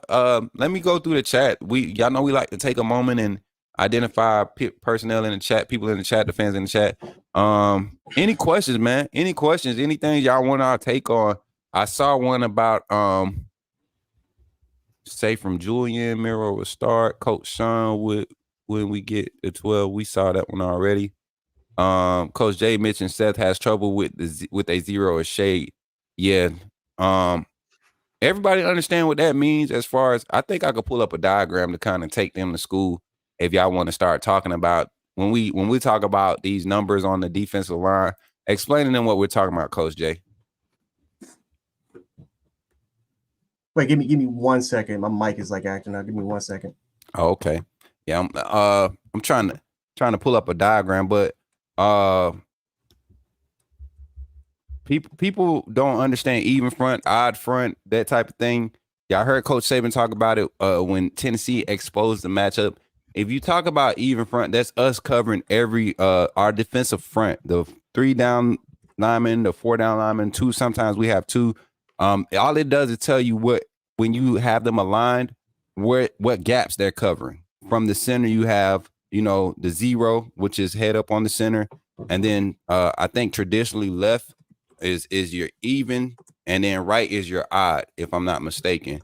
When you count space over linemen, you got one eye, the one, the one outside. So it's different levels. I mean, different. All of this is just different gaps along the offensive front in the trenches and the defensive front. This is what we're talking about. How guys are aligning themselves and shading those gaps. So sometimes if you get a strong look with 12 personnel, you go with an even front, but you have your tackle. You might have them shade inside on the 1, or you might have them head up over the 0. It's different. Adam LaPerle said, Coach Sean, do you think Michigan will play mostly zone and blitz frequently? I do. I think they'll play some zone. They almost have to. I think they'll pick their spots. I don't think they'll blitz frequently. I don't. I think they're gonna just try to play base over the top.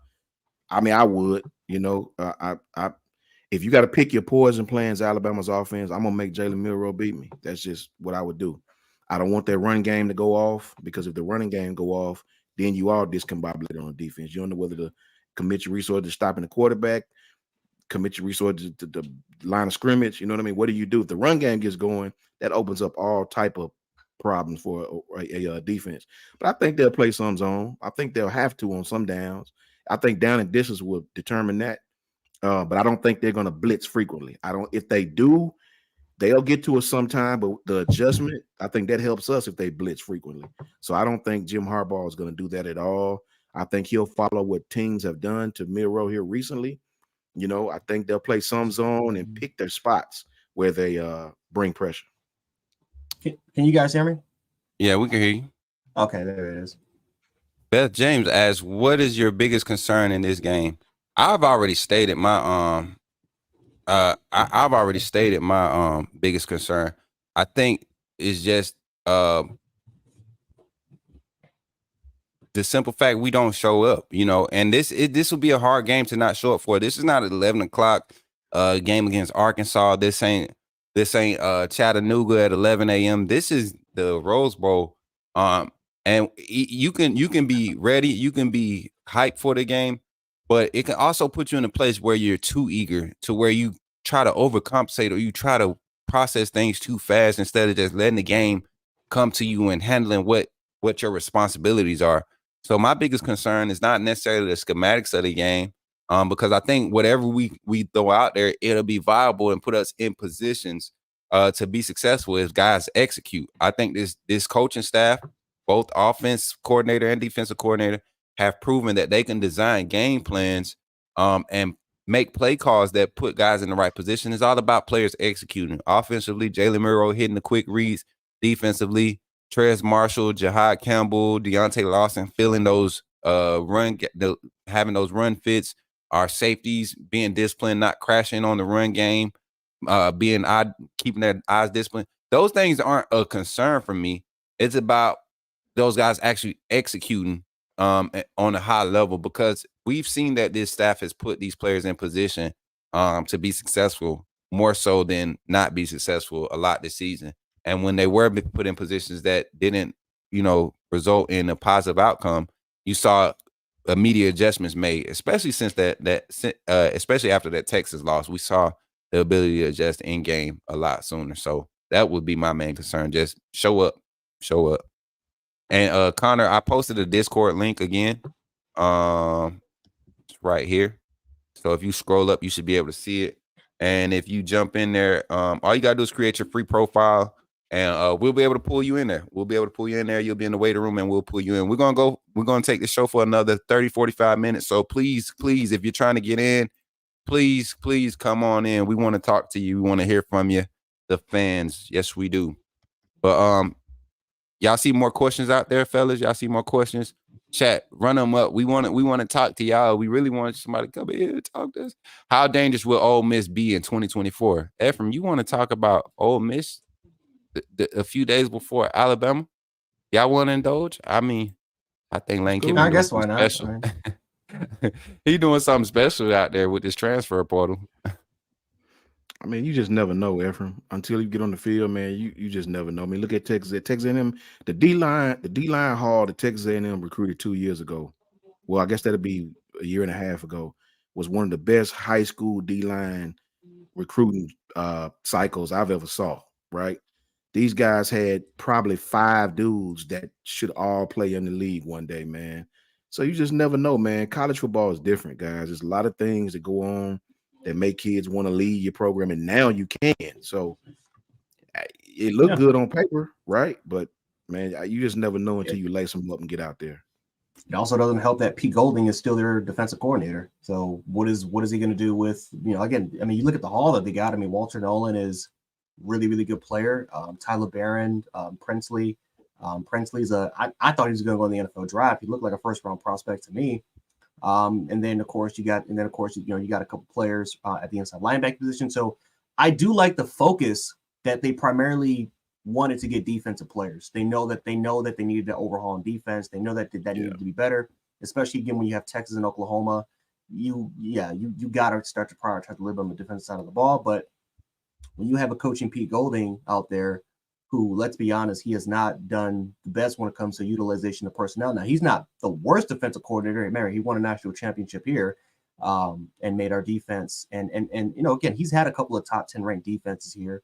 But, I mean, we'll just see what he can do. I mean, they got, Ole Miss could look like Florida State this year, how the defensive line just looked completely different from what it looked like the last kind of couple of years. When you added Jared Verse, you added like Braden Fisk, but at the same time, though, Florida State's defense was already good the year prior. It just got a lot better, and they kept that stable with Mike Norvell, with the other previous coaches there. So I don't know. Ole Miss went from having like an average to maybe subpar defense. We'll see what they're able to produce, but I do like the effort of what Lane Kiffin's trying to do of saying we got to get better on defense. We're not developing at a fast rate, and I don't think that we really until we can, and Lane Kiffin, he's a realist. He knows that they're not going to out-recruit Bama. They're not going to out-recruit Oklahoma. They're not going to out-recruit Texas. They're not going to be in that area, right? Ole Miss, I mean, they have exceeded expectations. They've won pretty much 9 to 10 games every single year. That's what Missouri's trying to do right now. They're trying to stay at that 9-10 limit, but it's only going to get more difficult now that you have Texas and Oklahoma in the SEC. So I do like the fact that Lane Kiffin's going out there. The boosters or whoever did out there wanted to, bring in players based off their NIU value, and we'll see how they look in for next year. Yeah, I mean, he's doing it. He's doing it kind of like what Auburn did this past offseason in the transfer portal. Auburn had a nice showing in the transfer portal. I think they got beat up real early on that defensive side with guys having to sit out. And, but overall, it's transfer portal has been good to some, and I mean, on paper it's been great to some, but then you look at what happened at Colorado. All them Louis bags got sent right back to the flea market. And it didn't work out too good for a lot of those players that came in with a lot of that hype. So it is a method to the madness. Yeah, it is. It's a method to the madness that you really got to be invested in your process of how you evaluate guys throughout the season, because you're really evaluating these guys based off of what they're doing at another school, on the collegiate level. This ain't high school evaluation. You kind of have to factor in what they've been being taught for the past year or whatever they've been at their university. We had a few questions up top too. I see. Let me grab AJ Maverick. You go ahead. You also got a caller in the Discord. Yeah, he about to bring him in now. Coach Sean, get ready to answer this one. If you were the Michigan's DC, what would you do to stop us? We're gonna answer that after we get on the phone call. And then I have this one with AJ Maverick Smoot. You're a huge Miro fan. Is there anything you wish he did better? Yeah, we'll definitely get to that. I've literally been saying it all year, but we'll get to it. Fellas, y'all in the here we go. I got you all right here. And then we got QI Smoot, huge fan of Miro. All right, here we go. Coach's show. I've been posting the wrong link. My fault, y'all. I got the wrong label. This the right one right here. Final one. This the right one. Talk with the coaches. That's what happened when you got 30 different Discord channels and you need moderators. So if y'all trying to help us out on the coaches show so you all can be in here, I'll definitely teach somebody how to run this background, this Discord stuff. It's real easy. We got AJ, we got Electric Cynic, we got Coach Al, we got 4 people in the Discord. So fellas, Sean, Jay, go ahead and jump in there on the Discord so we could hear everybody. I'm gonna pull Sean over here on the phone line, pull Jay over here on the phone line. And first up, man, we had Hasio. He was first. I think he had to dip out, but who we gonna pull up? I think first person we had jump in was Electric Cynic. Who's that? The Electric Cynic. Who's that in the chat? Let's get Coach Al in here. Coach Al is a member. Let's get Coach Al. He's a member of the channel. Coach Al, you ready to talk? Come off mute, man. We're gonna bring you in now. Welcome into the chat. Let me make sure I got this turned up. Uno, dos, tres. Let me jump in here. Uno, dos, mic check. Yeah, I can hear it now. So what's gonna happen is while they're talking, I'm gonna mute y'all mics because that is gonna echo. And while they're talking, y'all can still hear them. Y'all can still talk to them in Discord. The chat can hear y'all talking in Discord, just as they hear y'all, as if they would hear y'all on the screen. Coach Al. Is Al in here? Yeah, Al is in there. Okay. Yeah, I can hear you too. Can you hear me in Discord too? Yeah, I'm echoing though. Okay. You probably gonna have to turn your thing down on that end. So let me see. Mic check. Can y'all still hear me? All right, yes, chat. So we got Coach Al in the room. Coach Al, if you're there, go ahead and unmute your mic. And welcome to the show, man. Welcome to the show. I can't unmute you. Who else is ready? I think AJ might be ready. We can get AJ in here. Let's get AJ in here. AJ, the resident closet. I don't know what type of fan he is right now. He say he a Bama fan, but man, he been saying some crazy stuff. He been saying some crazy stuff about our boy Miro. So it's good to have you on today, AJ. Welcome in, bro. How you doing, man? AJ, can you hear me? All right. Yo, can you hear me? Yeah, we can hear you now. You got the show on somewhere? I hear you. Can you hear me? Yo, yeah, I can hear AJ. You can hear me? Yeah, we can hear you good. Can you hear us? Yeah, what's up? Yeah, man. Welcome to the show, man. How you doing today? You know, you're a regular when it come to talking to Kyle, man. And y'all did me dirty, man. Y'all did me dirty on here, man. How we did you dirty? The floor is yours, man. I was talking so crazy, I couldn't even respond. So, Coach, I'm sorry, I don't know the guy's name on the right, the gentleman's name on the right, Coach SPH. Yeah. He was saying he knows some people from my old school that I really played there, and do I know football? I'm sitting there like pissed, like, do I know football? Like, football is my life. I just don't agree with y'all. It's just my take. It's just a take. You don't have to agree with the take, but I think the take is very accurate. I'll go down saying the same thing I've been saying. Jeff Melrose is a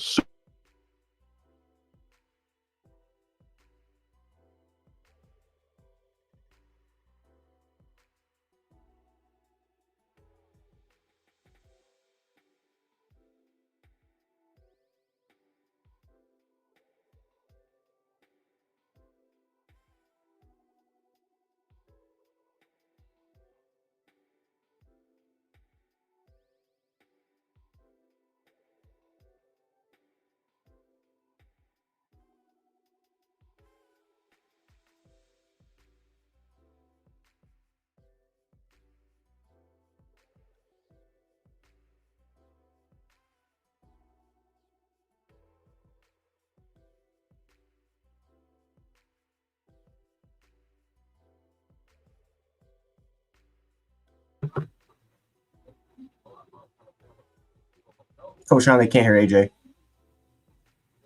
No, we can hear you. The chat, for some reason, the chat can't. That's I think that's the more around, but we can hear you.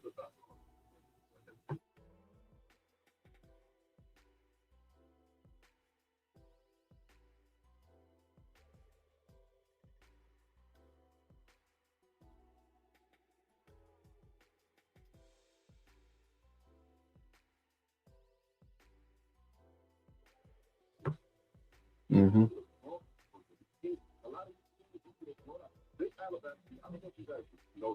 This Alabama team not blow anyone out. For some reason, because we're missing wide open. Not that we don't have the talent, but this Alabama team does not know how to blow anyone out. We should be beating these teams 54 to 20.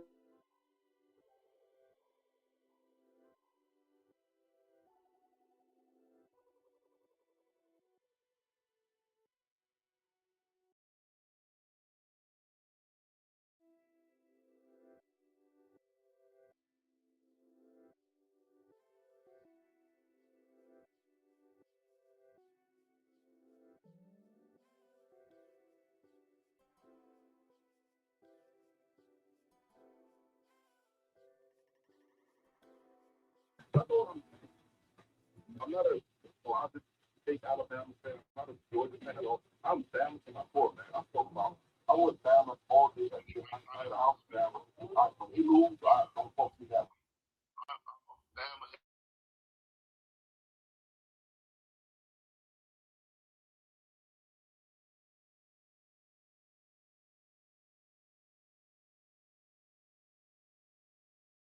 That's all I had to say.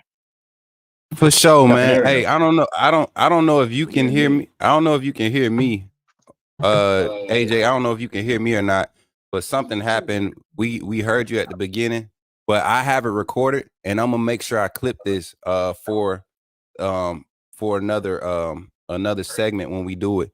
AJ, if you in the chat, man, I don't know what's going on, but we got it now. Okay, everybody said they could hear it now. Okay, there we go. And they said they don't care about the call. Polo, y'all chill out, man. Chill out.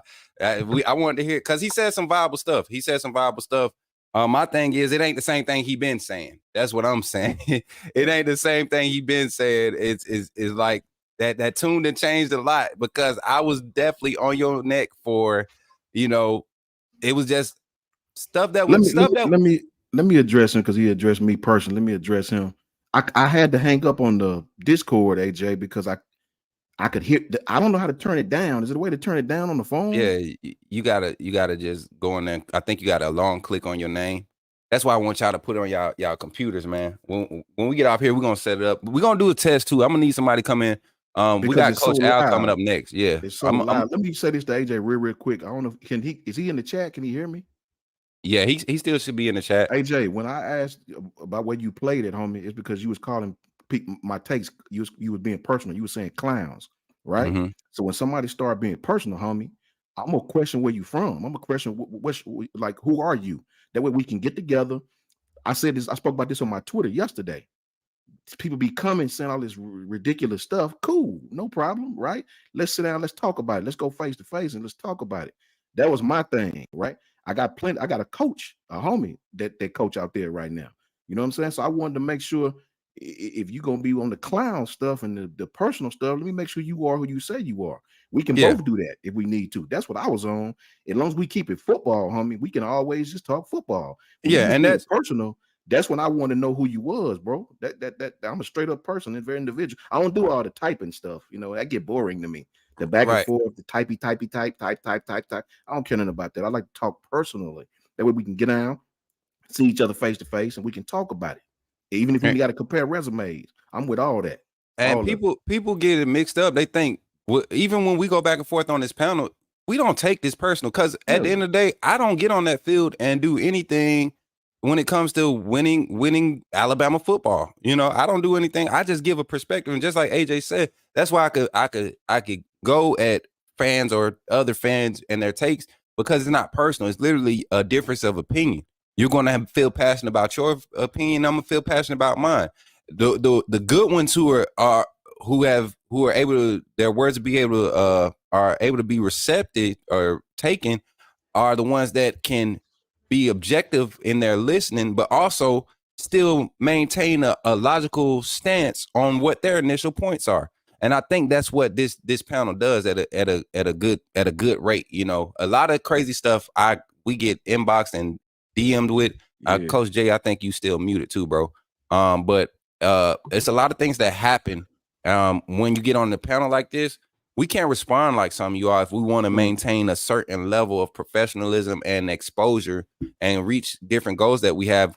Bama Football on YouTube is not some rinky-dink podcast. You know, we try to put effort into this. We be as natural as possible, but we put a lot of effort into what we do, bringing good information. First of all, as far as what we're presenting as reports from the university and the football program itself. But when it comes to our takes, that's literally our professional opinion, our opinion on a professional level, not barbershop talk. This ain't barbershop talk. This is for real. We watch film together and do all this stuff behind the scene. We got experience. So when we talking to you all, not talking at you, when we're talking to you all, it's literally on that basis. We're talking football. So hopefully nobody's taking anything personal. I kind of got that vibe from some of the fans the other day when we were on the show. And that's not the vibe we want to be pressing. Majority of y'all know how we are. Y'all see me on Twitter, see how we act off scene and everything through social media. So I think there's a lot to be said when we're able to address you all. And I think I appreciate it. I know they appreciate it when you feel confident enough to say what you say, especially Carlos. Like Carlos, I'm still waiting for you to hit me up on Instagram, Twitter, Facebook, something. I gotta find a page, man. I need a picture because I don't want to use this one on YouTube. You got a TikTok about to be made. You about to be famous, my boy. I promise you. All right, Coach. And real quickly, you see most of the fans in the chat, even if we disagree. You see Mike in here all the time. We disagree. Mike don't come with that. If you're gonna be personal and call people out their names, all we ask in return, and that's okay. Pull up on the show. Let me see your face. You see my face, and let's talk about it. Let's compare and see what's what. That's all we ask. Let's get it. Coach Al is up, man. Hey, and AJ, like I said, I was able to clip that phone call. I got it on my audio. We just didn't have it. So, chat, I need y'all to listen real quick. Let me know if you can hear him. Coach Al, welcome to the show, man. You're on with the coaches, man. How you feeling today, bro? Fellas, I'm 100 today. Good to hear y'all. Good to be on the show, too. Yes, sir. Yes, sir. Jay, you can hear him now, right? Yes, I can. Okay. And chat, can y'all hear him? He just said it's good to be on the show. Can y'all hear him? Yeah, we good now. We back in the game. I don't know what was happening. I didn't change no settings, but I just had to do my that was it. Get everything set up and unmute my phone, you know. Okay. Well, welcome to the show, our longtime member, man. We've been dialoguing off the scene, through different social media sites, different shows, different comment boxes. I know you're familiar with all the coaches, man. The floor is yours, man. What's on your mind? Tell us how you feeling. Whatever's happening as far as in regards to Alabama football, anything around the program right now, go ahead and expound on it, brother. Yeah, appreciate your time, Coach. Yeah, first of all,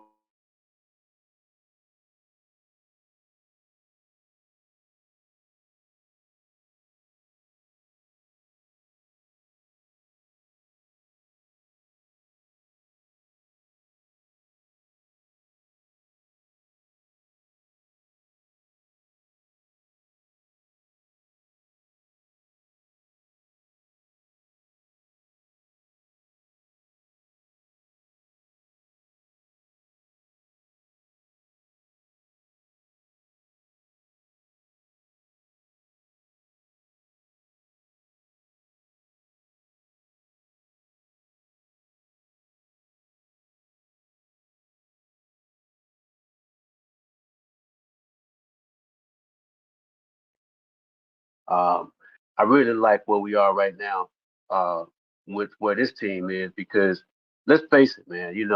At the beginning of the year, you all know every year is different. Okay, you have to put that thing together. It has to come together, and the players have to own it. I used to tell my players all the time, "Hey, this is y'all team. I'm just here to make sure that you got an opportunity to be put in a place to shine. This is y'all team. It's only going to go as far as you want to take it. If you ever played, you know that too. And so this team is owned up to it, and they got their own team. This is their team. They taking ownership of it, and the coaches just putting them in the right place to make plays, and then they getting on the field and making plays. That's what I love. So I like where we are this year with Michigan.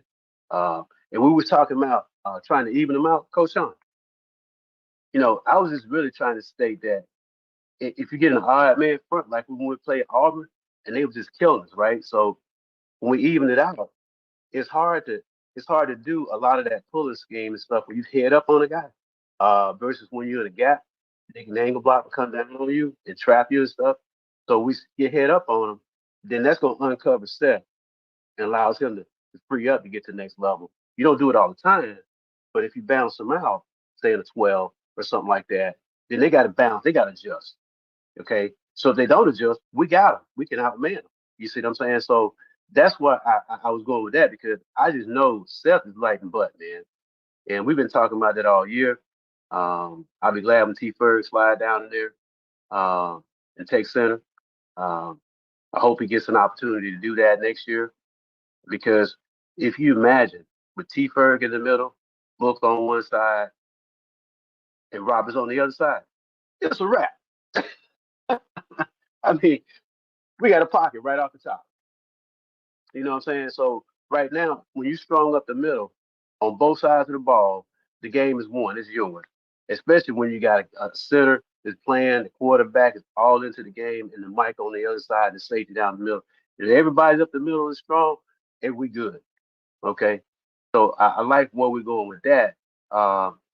One of the piece, guys, that I've had a pet peeve with our old offense all year long. You look at the tape, and we all look at a lot of tape. We put Milrow in the gun. We drop him back 3 steps, and he's right there the whole year, every year. We don't change the pitch. We don't change. We don't roll him out. We don't put any pressure on the edge of the defense to make the defense move around the back end to uh, emphasize his strength. And I'm surprised Georgia didn't kill us like that, because Kirby knows where he's going to be, and he's going to draw up all kind of stuff. So with these guys, they know that, and you guys have looked at a lot of tape like I have. Their stunts are very exotic, and even their second can execute their stunts at a high level, and they'll drop off. They're going to sustain it the whole game. So we're going to have to adjust the pocket and change it and move it around to offset and neutralize some of their stunts. That can put us in a huge play if they stunt the wrong way and we move the pocket. Miro gone. He's out. So now to get them out of all them games, we got to move him around and make him a little bit unpredictable. We got to get out of the pattern. That's what I'm saying. We got to self-scout and do some of that stuff. But I can go on, guys. You know that. You good, man. You good, man. We this show, Kyle has not put us on a time limit for this show, live call-in show. This is basically the replacement of the live call-in show. And I'm one, I get tired of hearing myself talk. I think me and the coaches, we expressed that heavily the last 2 or 3 days. We have been saying that. So I mean, take about another minute. If you got anything else, man, take another minute and just express whatever, brother. Question, Coach, can you hear me? Yeah, go ahead. So I wanted to ask you. Okay, I wanted to ask you about their offensive line, because they run a lot of pin and pull, type of blocks. They like to really pull those centers, pull their they love to run a lot of counter plays, a lot of inside zone type plays. They're losing Zach Zenner, who was their best offensive guard. And I noticed in the Iowa game, they really tried to counteract. They ran a lot of combo blocking with Drake Nugent, really trying to help him out, but he was kind of considered the weak link.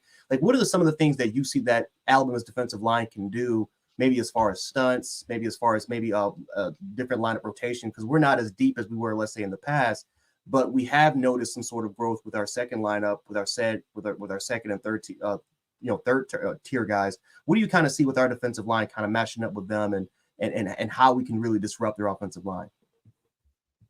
Yeah, good question. Yeah, I see that guys like Keenan, guys like Tim Keenan. I think that we should stay not in the odd man front. I think we should pretty much even it out, just like we did against Auburn, because they're gonna try to split zones a lot of times, and bringing that hybrid tight end across the formation. and try to get some pin and pull. That's their bread and butter, man. Yeah. So we gotta hold contact. I think what we're gonna have to do, quite frankly, is stay on the outside, maybe play a 5 technique and make sure we can squeeze it. You follow what I'm saying? We're going to squeeze that. We spill it out to the outside. We're faster than them. So we got to clock the middle down. We got to squeeze everything down and shut it down. So I think Tim Keenan should have a big game here because Boygby? he's going to have a huge game, Yeah. man. Because Boygby can slide down. He can slide down and play the 3. Yep. He can play the 5. This is good, right? And so we got to be able to play with our eyes up, and we got to be able to win our box. But we got to squeeze them. Right. We got to force them to the outside and use our speed and our back and run. If we do that in the run game, I think it shuts them down. But we can't get watched. We just cannot get watched. It's fun. It's funny that this subject was being brought up because BWH in the chat says, what defense does Alabama want to play? Heavy nickel, base or nickel, which is nickel. You know, base nickel is our base set. Do you think they will be able to stay in that like they did against Georgia? I think the heavy is probably going to be the initial start because you don't lose nothing with rotating Dallas and Braswell as true ends so that they can play that 5 and 7. You know what I'm saying? And squeeze those edges. But you have to have one heavy guy on that on the opposite side, which is what we've been seeing from the Boygby, from Tim Smith. I wonder this. I'm curious to see how deep that rotation goes as far as keeping those guys fresh. We haven't seen Michigan run a lot of hurry up. So that plays into our favor. Teams that run hurry up is usually are the ones that are able to have a lot of success with against us when you have the type of quarterback with McCarthy. But Michigan doesn't run a lot of up tempo. So and we saw that we're able to make the substitutions with the up tempo. We did against Auburn and against Georgia. Beat the ball placement before the snap before they were able to snap. You know, so those were key turning points in the game. What's your thoughts on personnel, Big Al, before you get out of here? Unless Coach Sean, you had something for him? Yeah. Coach Sean, you go. I already was able to ask him a question. You asked him a question. Big Al, Coach Sean got a question for you. Don't listen to me. I'm not saying nothing. Al, how you doing, brother? Can you hear me, Al? Coach Sean. Can you hear me? Al, can you hear Coach Sean? No, I cannot. I don't think he in the Discord. Give him a second. He gonna get back in the Discord. Can you hear me now, Al? But yeah, as far as personnel grouping, I like the Michigan huddle because we can get our sub packages in, and you know that we've already scouted that. We've already game planned what they like to do. Now, one thing a team is not going to do when they get to this level, they shouldn't do. If they want to overcome, great, we're going to beat the brakes off you. Go and do that. Have fun with that. Go tinker. Go try to do something new that you're not good at. And we just go get in our stuff and execute. That's what we're going to do. All right, we should have Coach Sean in there now. Can you, Coach Sean? Can You can hear us in Can you hear Discord. me, Al? Can you hear me, Al? I can hear you, Coach. Okay, Good what's to up? talk to you. What's going on, bro? Man, it's good to talk to you, homie. Good to talk to you. Man, good to talk to you. Good to talk to you. Yeah. Listen, you was dead spot on with Seth. But Yeah. The only thing I had a fear of when we played against Georgia, I seen him lose so many one-on-one battles. And it seemed like he excelled when he got that help. I wanted to see could Michigan linebackers tackle. I know Georgia has some young guys in there, but I wanted to see could Michigan middle linebackers really tackle. I wanted to see could they come up and stop the play. That's actually, I'm sure they'll do both. He was spot on. I just had certain concerns about Seth with this defensive front. I think these guys may be more aggressive than Georgia in their front four. And I wanted to see could we get Seth some help and put the linebacker in a situation where their linebackers had to make the plays. Yeah, I'm with you. I think a lot of people are underrating Michigan's D-line. Yeah, because I think Georgia is a bit off this year. They had some good guys, nobody great. And we had them guys on skates the whole game. Just played. I mean, man, Jaden Roberts, man, that guy's a dog, man. He has a dog mentality. I love it. And it's been infectious across our whole line. So to your point, Seth is gonna have to man up. We're gonna have to see can he play. We got to find if Seth can play a little bit. Oh, they through. Okay.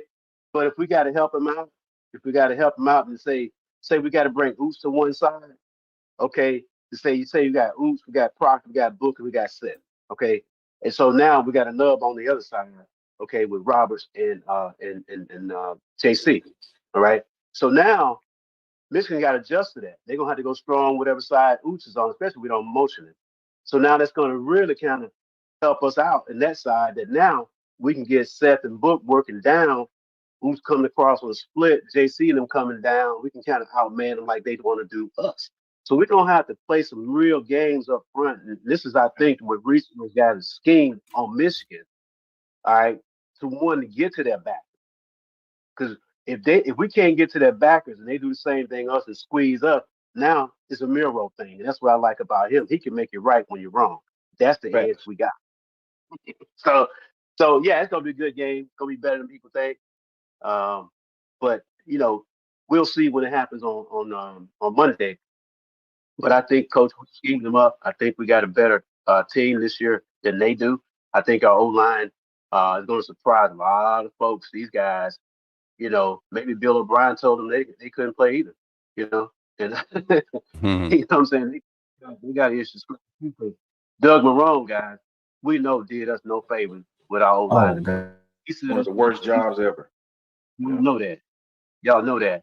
So we've had to basically go in and rebuild with our new O-line coach to build the guys we want, to build good habits, to build depth, get guys to buy in, because we know that O-line is the most difficult developmental position there is in football.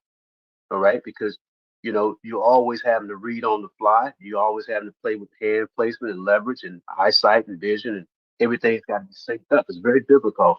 So for us to get to where we are now, as the guy coach has done a remarkable job up front to get our guys ready to play championship caliber football. Built by Bama is what we are, and that's what we're gonna do on Monday night. People gonna see that. We ain't trying to beat our chest. We ain't out bragging. We're just gonna mash your face in. That's what we're gonna do. Right. I mean, so yeah. So I mean, over here in Georgia, where I live in the Atlanta metro area, you guys know it's a hotbed of football over here, man. Yes, sir. Westlake, all them schools up there, Mill Creek. Yeah. All that. Hey, let me tell you something, man. I was in the 18 years in this game over here, and we put some guys. In fact, I would tell you, Drake at Alabama, has been knowing 10 years old. He's at the school I was coaching. Yeah. Powder Springs. Honestly, I was at Hillgrove. We built that program. Okay, and we got guys, Chubb, all them boys in the league. We used to practice on the field. I remember one summer we out there getting in 4th of July. Evan Ingram,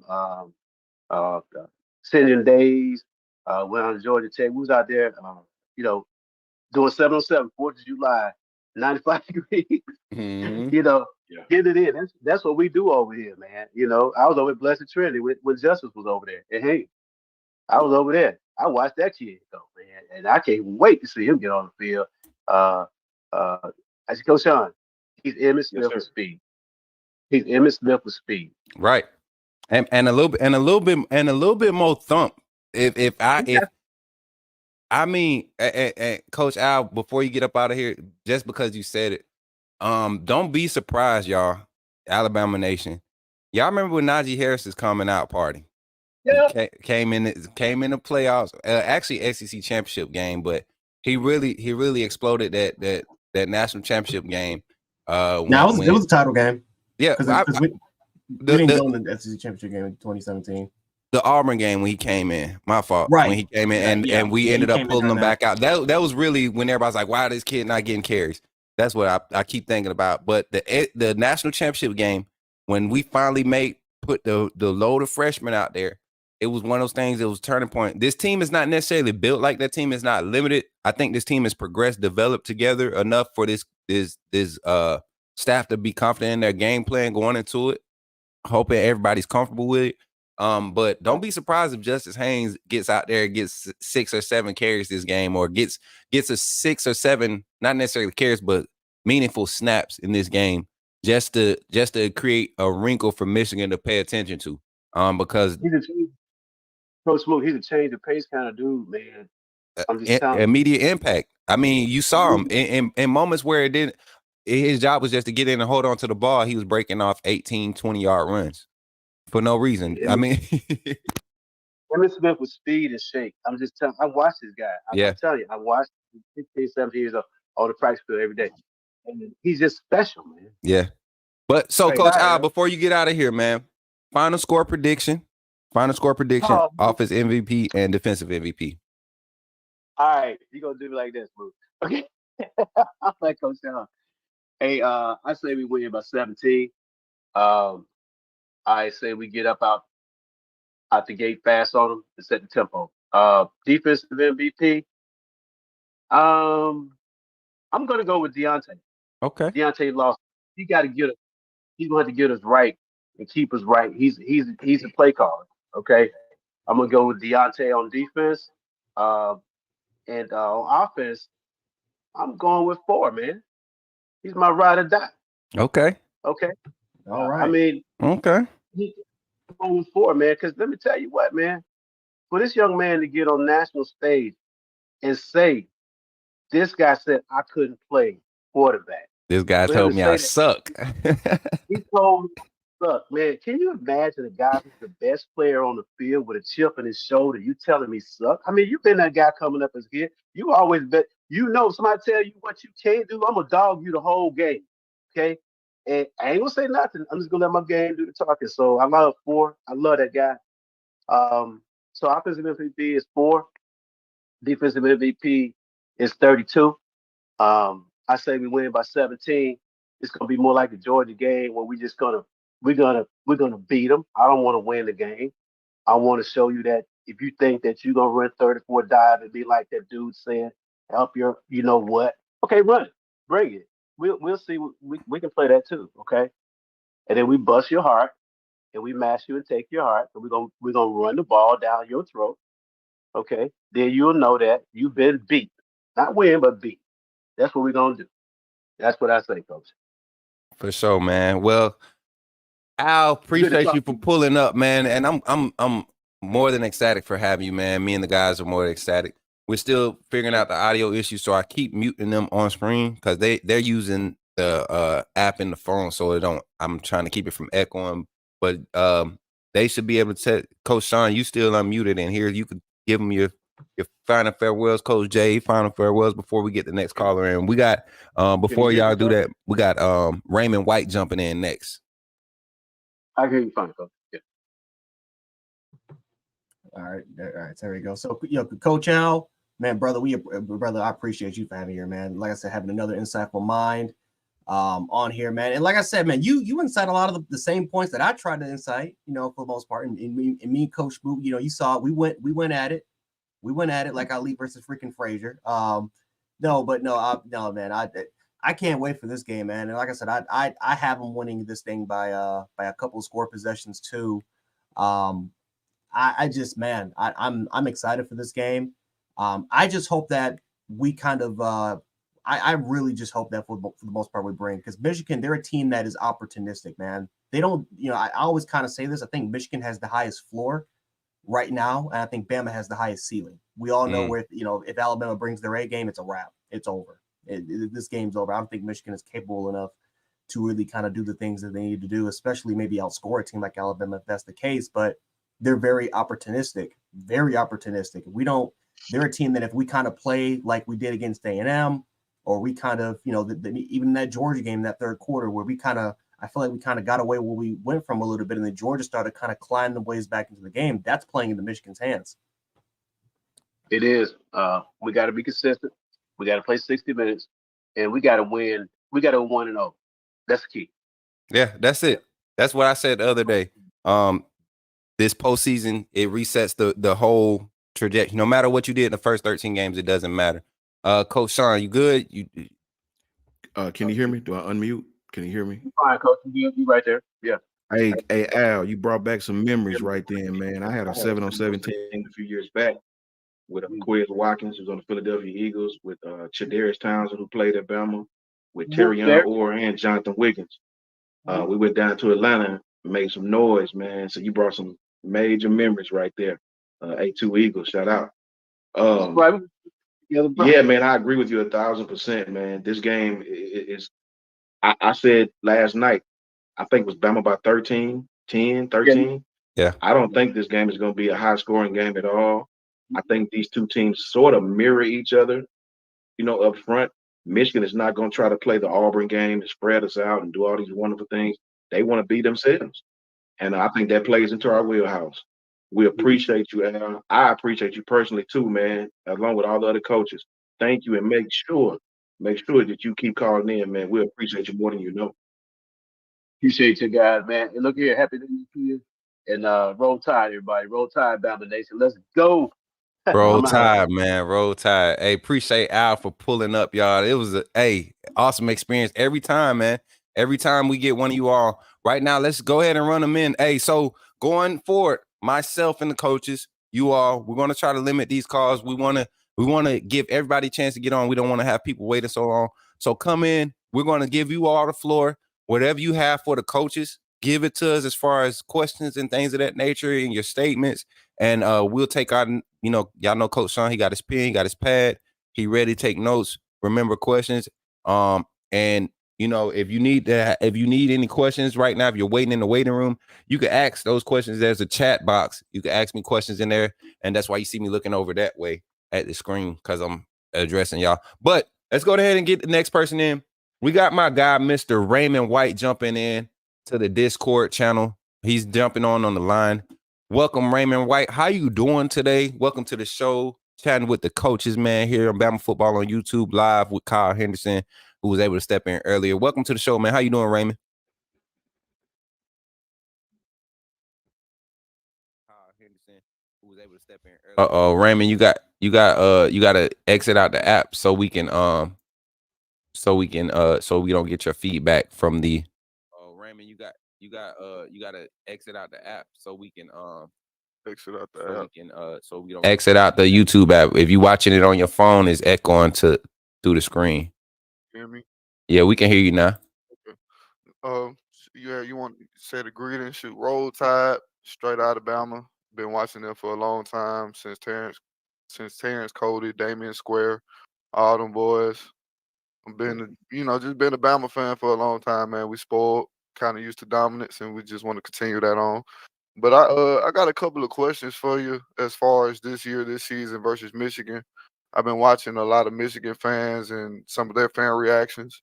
And yeah, man, how do you feel about Jaheim Otis? I always had like a good outlook on him when he first came to Bama. And I think he stepped up, but I definitely want to see a lot more from him, because I think that's kind of how we can limit what Michigan wants to do on offense just in general, even when it comes to that QB scrambling, because you know how you attack from the edges and the QB can try to get outside that edge, but it's kind of hard when that pressure's coming from the interior. So just trying to quick start and shoot right on into it. Jaheim Otis in particular, how you think that should how do you like his development, I guess, is my question. Coach Jay, take that one. I like his development really well. I think that for the most part, he's been, ever since he was a true freshman, when he lost around 50 pounds, he's been extremely good for this program. I do like the adjustment that we kind of made for him. We kind of slided him out to more of a end position. And because we were struggling, and Jaheim Otis, as a run defender is extremely good, but as a pass rush, especially at that one, wasn't the best. We all know he can play at a high level, but he just wasn't as consistent. So the fact that we kind of slided him out a little bit towards an end in certain occasions with Tim Keenan with part of the rotation, that would help change. You make an argument that kind of changed the season because our defensive line started to gel. We started to see that other guys started, that were a part of that first lineup started to take a little bit of a back seat. And all of a sudden we just started to get things rolling. So I like Jaheim Otis for the most part. I love his development. I think that for the most part, if he decides to go to the NFL draft, obviously, but definitely next year, it's just going to make his development that much better because NFL scouts are going to take a look at that versatility and say that, hey, this guy can play the true end. This guy can play as a one tech. What else can he do? Can he play as a 7? What else can he potentially do for us? So overall wise, man, I love Jaheim. I love Jaheim Otis, and I think that he's going to grow. I think he's going to get better next year. But definitely a huge part of this defense. Facts. Like, Raymond, go ahead. Next thing. yeah, I'm pretty confident overall with the game and how I think we'll fare. But moreover, to the offensive side of the ball, I know a lot's been talked about Jalen Milroe and his development in particular. And man, when I say I'm a Bama fan, I'm a Bama fan through and through. So I'm a ride and die with them, just like the rest of them. But I will say, as far as the amateurism film that I've watched, like the pieces and bits of film that I've watched of him, he, in my opinion, he's definitely, and of course, you probably would say the same. He's definitely a developing quarterback, but he just has such a high upside and ceiling that once it all clicks, man, it's gonna be hell and high waters next year, man. Because I really believe, and honestly, like, what game in particular, I feel like he didn't do. I want to say versus, I can't think right at the moment off my head. I know it was one game I was looking at, and I saw a lot of deep shots, deep reads he kind of missed. Even though, of course, he throws a beautiful deep ball, he makes a lot of deep shots. So it's not like I'm saying he can't do it or anything like that. But I just definitely think there's a development piece that he's still in the process of. He's still trying to get there, and I think this month that he done had to actually, just practice, put that time on the field, and now he's experienced at this point being a starter. I think this month layoff is going to be very instrumental in just helping propelling his career. I see a big game for him. I see one of two ways. I don't think he reverts back to that Texas version of him. I hope not. But I definitely can see a future where we see even better performances from him at the QB spot moving forward. What's your outlook and your take on that? Coach Sean, you can take this one, brother. Hey, how you doing, man? I appreciate you, Raymond. Pretty good, man. For me, it's third down. You Okay. know, I enjoy the discipline of Jalen. I enjoy the fact that him and Tommy have a rapport that's obviously getting better and better and better. But I think ahead, man. I'm a pessimist by nature when it comes to football. I want to know what happens when our run game ain't working, the pass game ain't working intermediately or deep route. How do we move the ball downfield? And I want to see Jalen take that next step to where they can't defend him a certain way. Okay. You can't run a certain defense to defend him, right? With All right. Jaden Daniels, there is no defense that you could run to help you with that kid. You can try things and throw things against the wall and see what sticks, but you can't prepare for a kid like that. You see how he kills you in all facets, intermediately, deep routes, legs, everything. Like, I want to see Jalen get to that point, but I think he's on the way. I think he's on the way. I think with the rhythm between him and Tommy against a team like Michigan that's going to be aggressive like that, it's super important. It's super important to stay out of third and longs. It's super duper important. So I agree with you 1,000%. Yep. Hey, go ahead, Ray. You got about 2 more minutes, man. Run it up. Hey, and before you continue, man, everybody in the chat, we have space for one more caller after our next caller. So if somebody's trying to get in, we got space for one more. I'm gonna post the link again. Ray, go ahead and take it away, brother. And back to what my introduction of me personally, I played football back then in high school and stuff like that. I used to watch a lot of film at the DB position. So, you always think you got a little bit more of an understanding of the game. But when it comes to in that box, as far as from what I've seen from Michigan, I I just have a hard time. I understand, and rightfully, deservingly so. People give that team praise for what they can do in the trenches. It's just from that performance I saw that Georgia game, and just from what I know, the ability they have, the true freshman at left tackle, both of our interior guards being, in my opinion, just some dogs. I have a hard time seeing those edges of Michigan really even being a factor. Like I don't see how they can stop us in the run game if they don't load the box. And I expect Jermaine Burton to be my player of the game because I think at this point in time with the repertoire Jalen Milroe has showed with Bond, I think they're going to allocate more resources towards him on third down, like you say. That third down, what we're going to do on third down. And I think Burton needs to have a great game. I love his route running. Like, I've always loved his route running. So as long as we can continue to just affect and develop that connection with Burton, I don't personally believe Michigan has the big bodies like they think they have to really deal with us up front. So they're gonna have to put that extra safety in the box to change that front. And I expect to see Burton play a big role. It's kind of some of my last thoughts towards the game. And yeah, man, roll tide, man. Roll Tide, Roll Raymond. Tide. Hey, Roll appreciate you Tide. jumping Roll in, Tide. man. Hey, remember, this is gonna be a repeat thing. This is gonna be a thing happening for the rest of this season, man. Preferably we extend past this Monday. With the Alabama win, of course. If we win, y'all know the final coaches show will be that following Monday. For the season would be that following Monday. After we do the post game show this Monday. So hopefully, let's pray that we don't have this. Don't be our final post game show. I don't believe it will be. And just like Ray in the previous calls, that have shared their sentiments, they feel like that Alabama is set up to do some good things against this Michigan team. So again, Ray, we the coaches, the panel, Coach Smoot, Coach Jay, Coach Sean, we definitely appreciate you, man, for pulling up in the Discord, on the phone line, on the calling line. And man, you have a great rest of your day, and look forward to hearing from you as this Crimson Tide go and beat these Michigan Wolverines.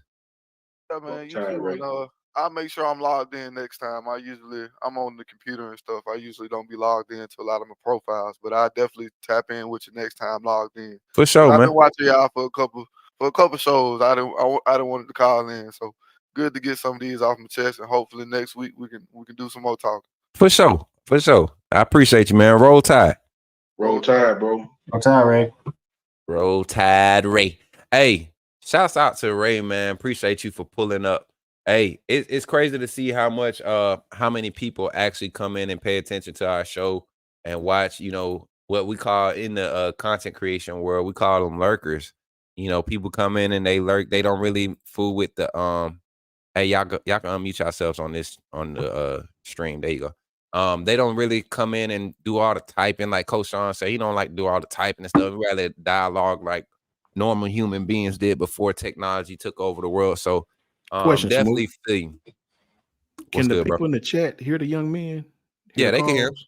Okay. Yeah, they can hear him. So what's happening is, just to give y'all a quick explanation of how it's working, I have to route the Discord audio through my microphone. So whenever I mute my microphone, that's why they couldn't hear the Discord audio, because it's actually being projected as if it's coming through my microphone. So with y'all being in Discord, that's why I keep muting y'all on this, because y'all are being heard through Discord. So just let me handle y'all muting on the screen, and then Okay, I was thoroughly confused. Yeah. Like, what in the world? I handle all the muting back and forth. So once we get a caller in the room, I'll mute y'all on this screen and then unmute y'all in there. Tell And then we'll Carlos be to call straight. Smoot. Carlos scared to call in. He at work. Carlos, he said he said a minute ago he's coming on during the post game. He said he wants to call in during the post game. Carlos is not gonna come in after Michigan lose, man. He gonna be somewhere packaging little Debbie Hostess at the little Hostess factory, making that good factory money. Carlos, we know you work at Carlos look like he work at the Kia plant out there in LaGrange out there. He look like he can make that good money working them 12 hours, man. Them boys at Kia plant, they make some good money down there in Alabama and Georgia, man. I'm telling you. But yeah, man, he laughing. But yeah, we got one more caller in the chat, y'all. Like I said, we got space for another one after this caller. If somebody jumps in, we got my guy, Miles Corley is in the chat, y'all. As we bring him on, don't forget the link is here. Shout out to everybody. Shout out to everybody that's in the chat. Y'all know Coach Sean. Coach Sean, you can give everybody a shout out while we bring the other caller in. Shout out Mike Ford, man. Shout out Carlos too. Shout out to all the Michigan fans that came represented for their university, man. I love that, man. Y'all boys, y'all about y'all business, man. Shout out to Al too for pulling up. I appreciate that. I love that, man. Pull up and let's. I like that, bro. Shout out to everybody in the chat, man. Everybody that tapped in. Shout out to you all. And make sure y'all run the likes up, man. I've been looking at the screen. It looked like we still only at. Let me refresh this. because it always acts funny on my end. I don't know why it does that. Okay, we at 156. There we go. We at 156 likes. We got 162 live viewers. Let's continue to get those likes up. Hey, and don't forget, we're live on the show already. You've been here. You've been enjoying the content. Share it because we're here for at least another 30 minutes. So let's get people in. Let's get them talking. All right. We got my guy, Miles Corley, on the line with the coaches. Yes, sir. How you feeling today? Welcome to the show, man. You're in here with Coach Smoot, Coach Jay, and Coach Sean. We're here. What do you got to say, man? Let the people hear you. Let them hear what you got to say, brother. Just to start off, it's nice to meet all y'all. I'm an Alabama fan myself, so I just figured out about this channel. I just wanted to ask some questions. For sure.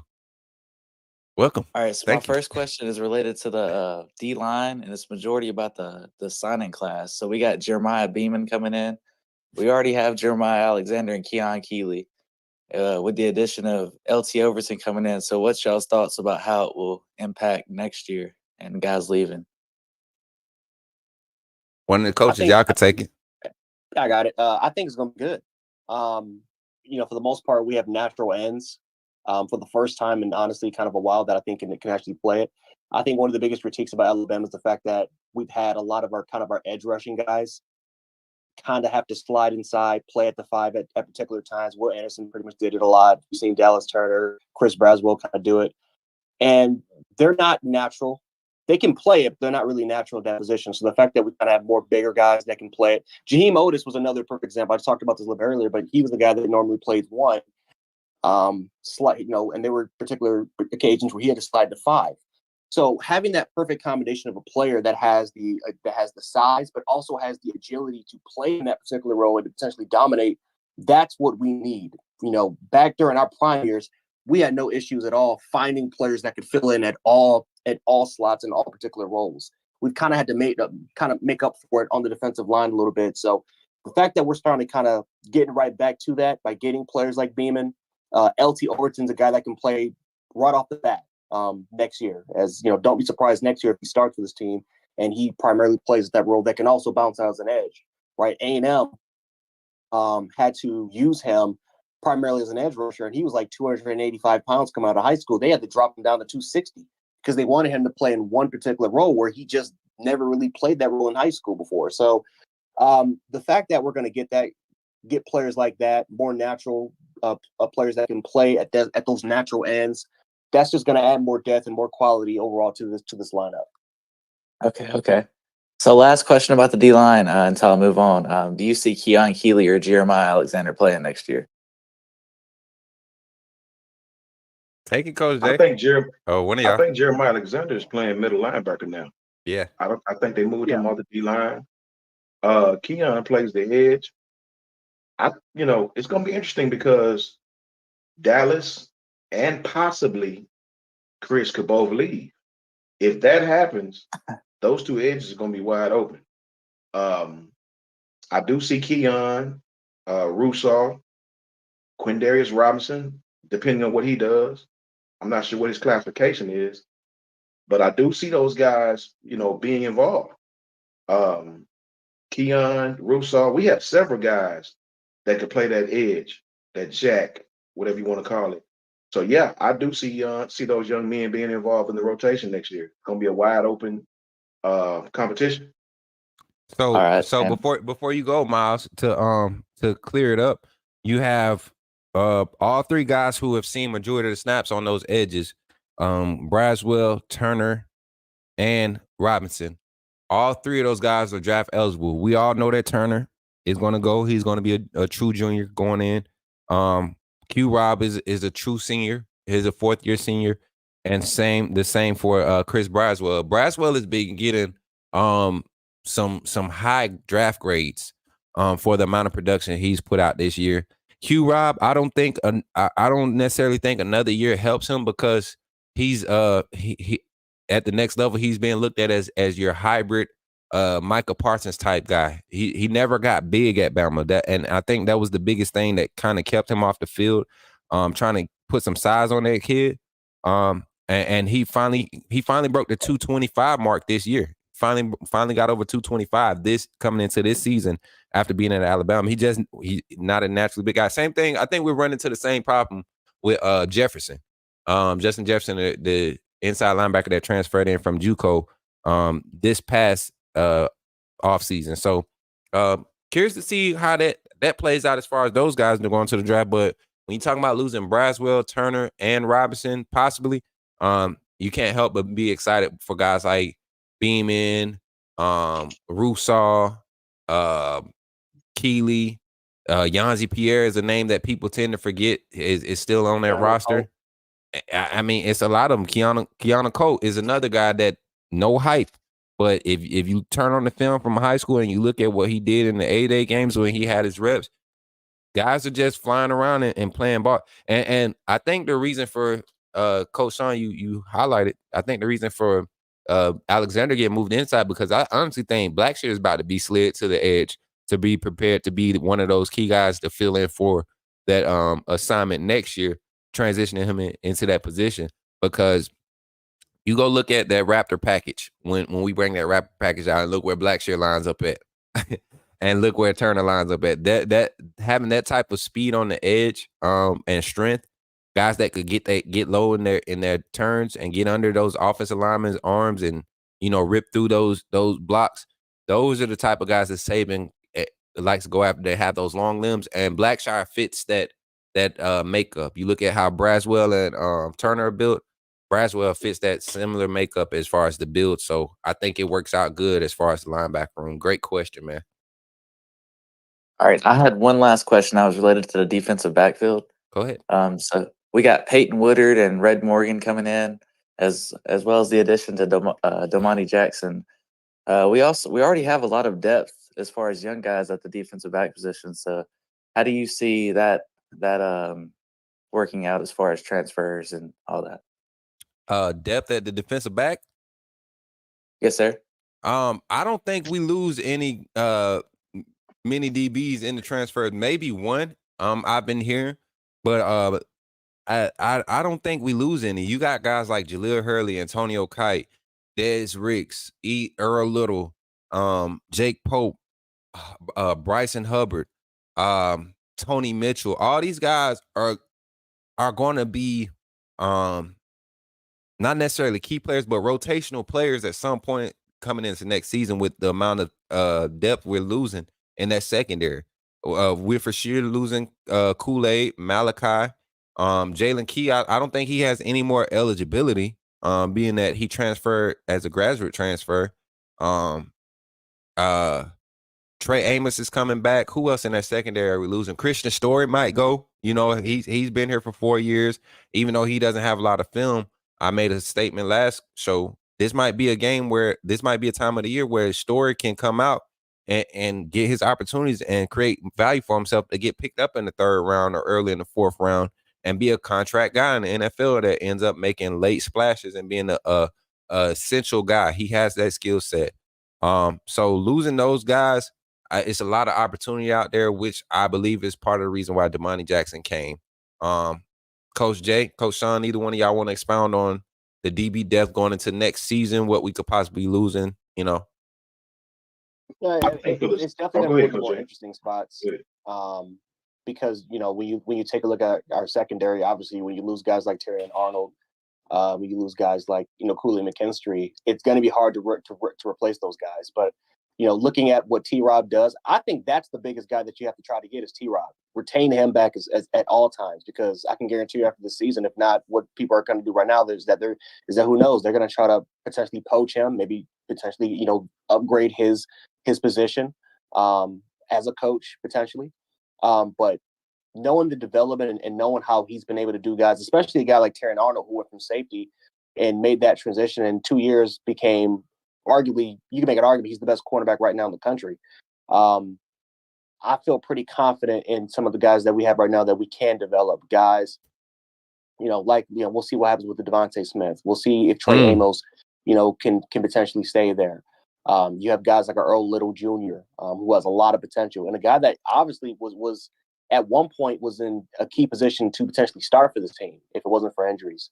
So it'll be interesting to see what happens. I don't think Christian Story leaves because Christian Story has he has eligibility because of the COVID year. It to me just wouldn't make sense that, especially because we saw Christian Story really start to develop his game. Yeah. And even if he does get the opportunity against Michigan, or let's say we make it to the national championship, it just would not make sense for him to leave. Especially because next year he could create more value playing right next to Caleb Downs. Right. So I think that for the most part we have the depth. Quality of depth will be a question as far as experience goes, but overall wise, I think that our secondary could be in good hands next year. Coach Sean? No, I agree with Coach Jay. Everything he said is what I was going to touch on. I agree 100%. Right. Yeah, I was just about to say that. Like, it's we've seen it at Alabama before, and it tends to be like this every 3 years or so. That when you have a mass exodus of that secondary, the back end of the defense, a lot of young guys or guys that's been there, but they're not experienced on the field as far as meaningful game reps, but they've been in the system. We haven't seen much drop off. I think the most that we saw was during that Josh Jobe being the key guy era, and we saw how that worked out. But he was also under Pete Golden because Jobe is actually playing solid in the league. Last I checked, even Eli Ricks, he was playing solid. I think he ended up having an injury. I'm sorry, He's getting torched. Huh? Well, I can't say that about Ricks. He's getting torched. Well, I remember the game I did watch preseason. People were like, "Why is this guy wasn't on the field at Bama?" And that's the last I followed Rick. So I'm not gonna sit there. But it's T-Rob and the development of the secondary. You can't even speak for how Caleb Downs has developed. Caleb Downs has been that dude since the Caleb Downs you see right now. He was just a fraction less of what he is now when he showed up on campus, and you saw how that is. So that's not anything bad that he was a fraction less of what he is now today, showing up to play against Michigan. So yeah, excited about to see what the secondary develops. Mr. Corley, you still there, Miles? Yeah, man. Yes, Anything else before you get up out of here, man? Any hot takes? Of course, we want your final score prediction. And we want your offensive and defensive MVP. All right, so one last question: do y'all see any immediate plug and play players like Caleb Downs as far as this signing class? Me personally, no. I mean, maybe we'll two as Nigeria and Bakwe. But I don't know. I don't see it for this class. I think that this is more of a developmental class more than anything. But especially when you take a look at the rare, I mean, Caleb Downs is a rare breed dude. I mean, everyone kind of knew that if we got him last year, he was going to start. He was going to start day one. I don't really see it in this particular class. I think again, Peyton Woodyard is one of those players that will be interesting in year two to see. But overall wise, I think from this class, I think from a developmental standpoint, in year two, year three, I think we can look forward to seeing what this class can really do. But I don't really see any guys, at least on the defensive side, that's gonna maybe in the rotation, but maybe not as a full-time starter. I don't think so. All right. I don't know if I see any full-time starters, but I will say keep your eyes on Arian Hampton, special teams, and Xavier Brown in the early rotation at cornerback. But I don't know if I see any plug and play guys. I'm gonna say plug and play. If we're talking about as far as a need, I think it'll be somewhere in the secondary. And I think some of the guys that are are we just talking just incoming freshmen signees or transfers? Just overall transfer portal included. Oh, plug and play LT Overton. I mean, that dude, day one, he's going to be ready. I think Alabama was after him earlier when we were before he signed with A&M. So I think he'll be a plug and play with what we're losing it and that defensive front with a Boy B. Smith. Who else is going to be going from the front? Tim Smith, Justin Boybe. I think those are the primary guys right now that's going to be as far as seeing the field and rotation. So Overton to be able to solidify that defensive tackle or the defensive end. I think we're going to bring him in as one of those big DNs. What you all think? I'm not sure, but I know he's going to find a place. But next to it would be nice to have Otis and Overton as your big edges when you talking about the big nickel set. Have them as your big edges, and Keenan in the middle, because Overton provides the lateral speed that most don't. So I think Overton, for his size, he's going to be a plug That's and play. what primarily I see. James Smith, I think, has the quickness and the agility. If you want to slide him out a little bit, I know he can play as a one, but he has the quickness, the agility, and the speed to really do it if he gets a better grasp of the playbook. Right, and then Damani Jackson and, like you said, Jalen Mbakwe on the back end. I feel like if there's some type of drop off with the guys that are currently on the roster aren't getting it during spring, fall camp, I think guys like Damani Jackson or Jalen Mbakwe, with the new guys as far as new additions, I think they will probably present. Even Xavier Brown. I like Xavier Brown at corner too, with the boundary corner position being up for grabs with Arnold and Kool-Aid possibly going to the draft. Well, more than likely going to the draft. I think those two guys, those few guys on the defense side, I don't see many opportunities on offense as far as new guys coming in and that's being plugged in. Even Ryan Williams, I don't see him being an intricate part of what the offense is going to do next season. I think all those guys coming in offensively will have time to develop. So that's my take on it. As far as final score prediction, I don't see it really being that close as people expected. I'm predicting probably a 28-7 or 31-14 score. I'm with you, man. I don't think it's gonna be a lot of scoring, but I do think this will be a dominant showing by Alabama. I feel like this will be a game that they can control decisively. I think if it is a low scoring game, it's because, once again, like the question that was asked earlier about, some things that we want to see from Miro. It'll be Miro missing quick reads, checking off to the hots when he does get pressures. Just not coming off that first read when it's gone, or not taking the check down when it's there early instead of trying to extend plays. It'll be because of that. It won't be enough to cause us to lose, but I really do think this game can really be handled by Alabama if we just execute at a high rate. But you said your offensive and defensive MVP before we let you go, man. Offensive MVP, I think you have to go with Milroe. If he puts together a game, I think it's undoubtedly him. Defense, I have to go with Tim Keenan because they're going to try to run the ball, and if he's all over it, playing a good game, it's going to be all right. I like it. Coach Jay, Coach Sean, anything before our caller before we let him go? Roll Tide, and thank you for calling. Roll Tide. All right, Miles, we appreciate you for calling in, man. Roll Tide, brother. And don't forget, like, share, subscribe, all that good stuff with the content. And pull up for the next call-in show, man. All right, Roll Tide. Roll Tide, baby. Hey, y'all, that was another good one, y'all. Like I said, I get excited when we get to do those. I'm glad we got everything working good because I think it just brings a different dynamic to the show. And also, we get to hear what you're saying instead of trying to read it. I don't know if y'all have a lot of y'all in relationships back home or whatever, or have a significant other. But me and my wife, we went through this phase where we was texting. We would text, early in our relationship when we was having, disagreements, whatever.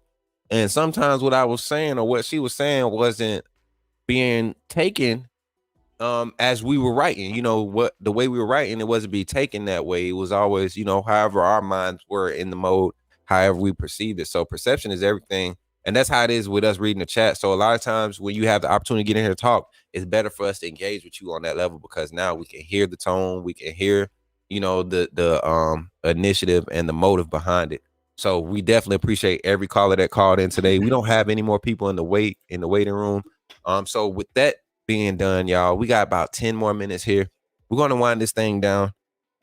Just talking about the last minute feels of this game. I think this is the last live before you all see us on Monday after the show.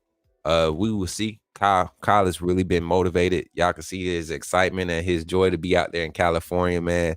I know it's an experience that I can't wait to experience. That's what we're working towards, trying to get to the level to. So next time, hopefully next year, if Bama hit the playoffs, y'all will see us three making a trip to either New Orleans or Atlanta or wherever, getting to show y'all the behind the scenes stuff. But yeah, Coach Jay, any final thoughts or final takes you want to put before the the Alabama Nation and the naysayers before we get up out of here? I mean, for the most part, I think I guess I'll say this. We just got to show up, play our best game. If we show out, play our best day game, we win the game, and I think we win the game by 2 scores. I've always kind of said this before. Michigan is a team that has, when it comes to having the highest floor, it's Michigan all day. They have a ton of experience. This is their 3rd year in the playoffs. They have a really, really good defensive coordinator. They have a really, really good, they have a solid offensive coordinator. They know exactly who they are. They play it almost every single week. But we have the highest ceiling. We are a team that if we can play our best, we're blowing everybody out. We have the most talent.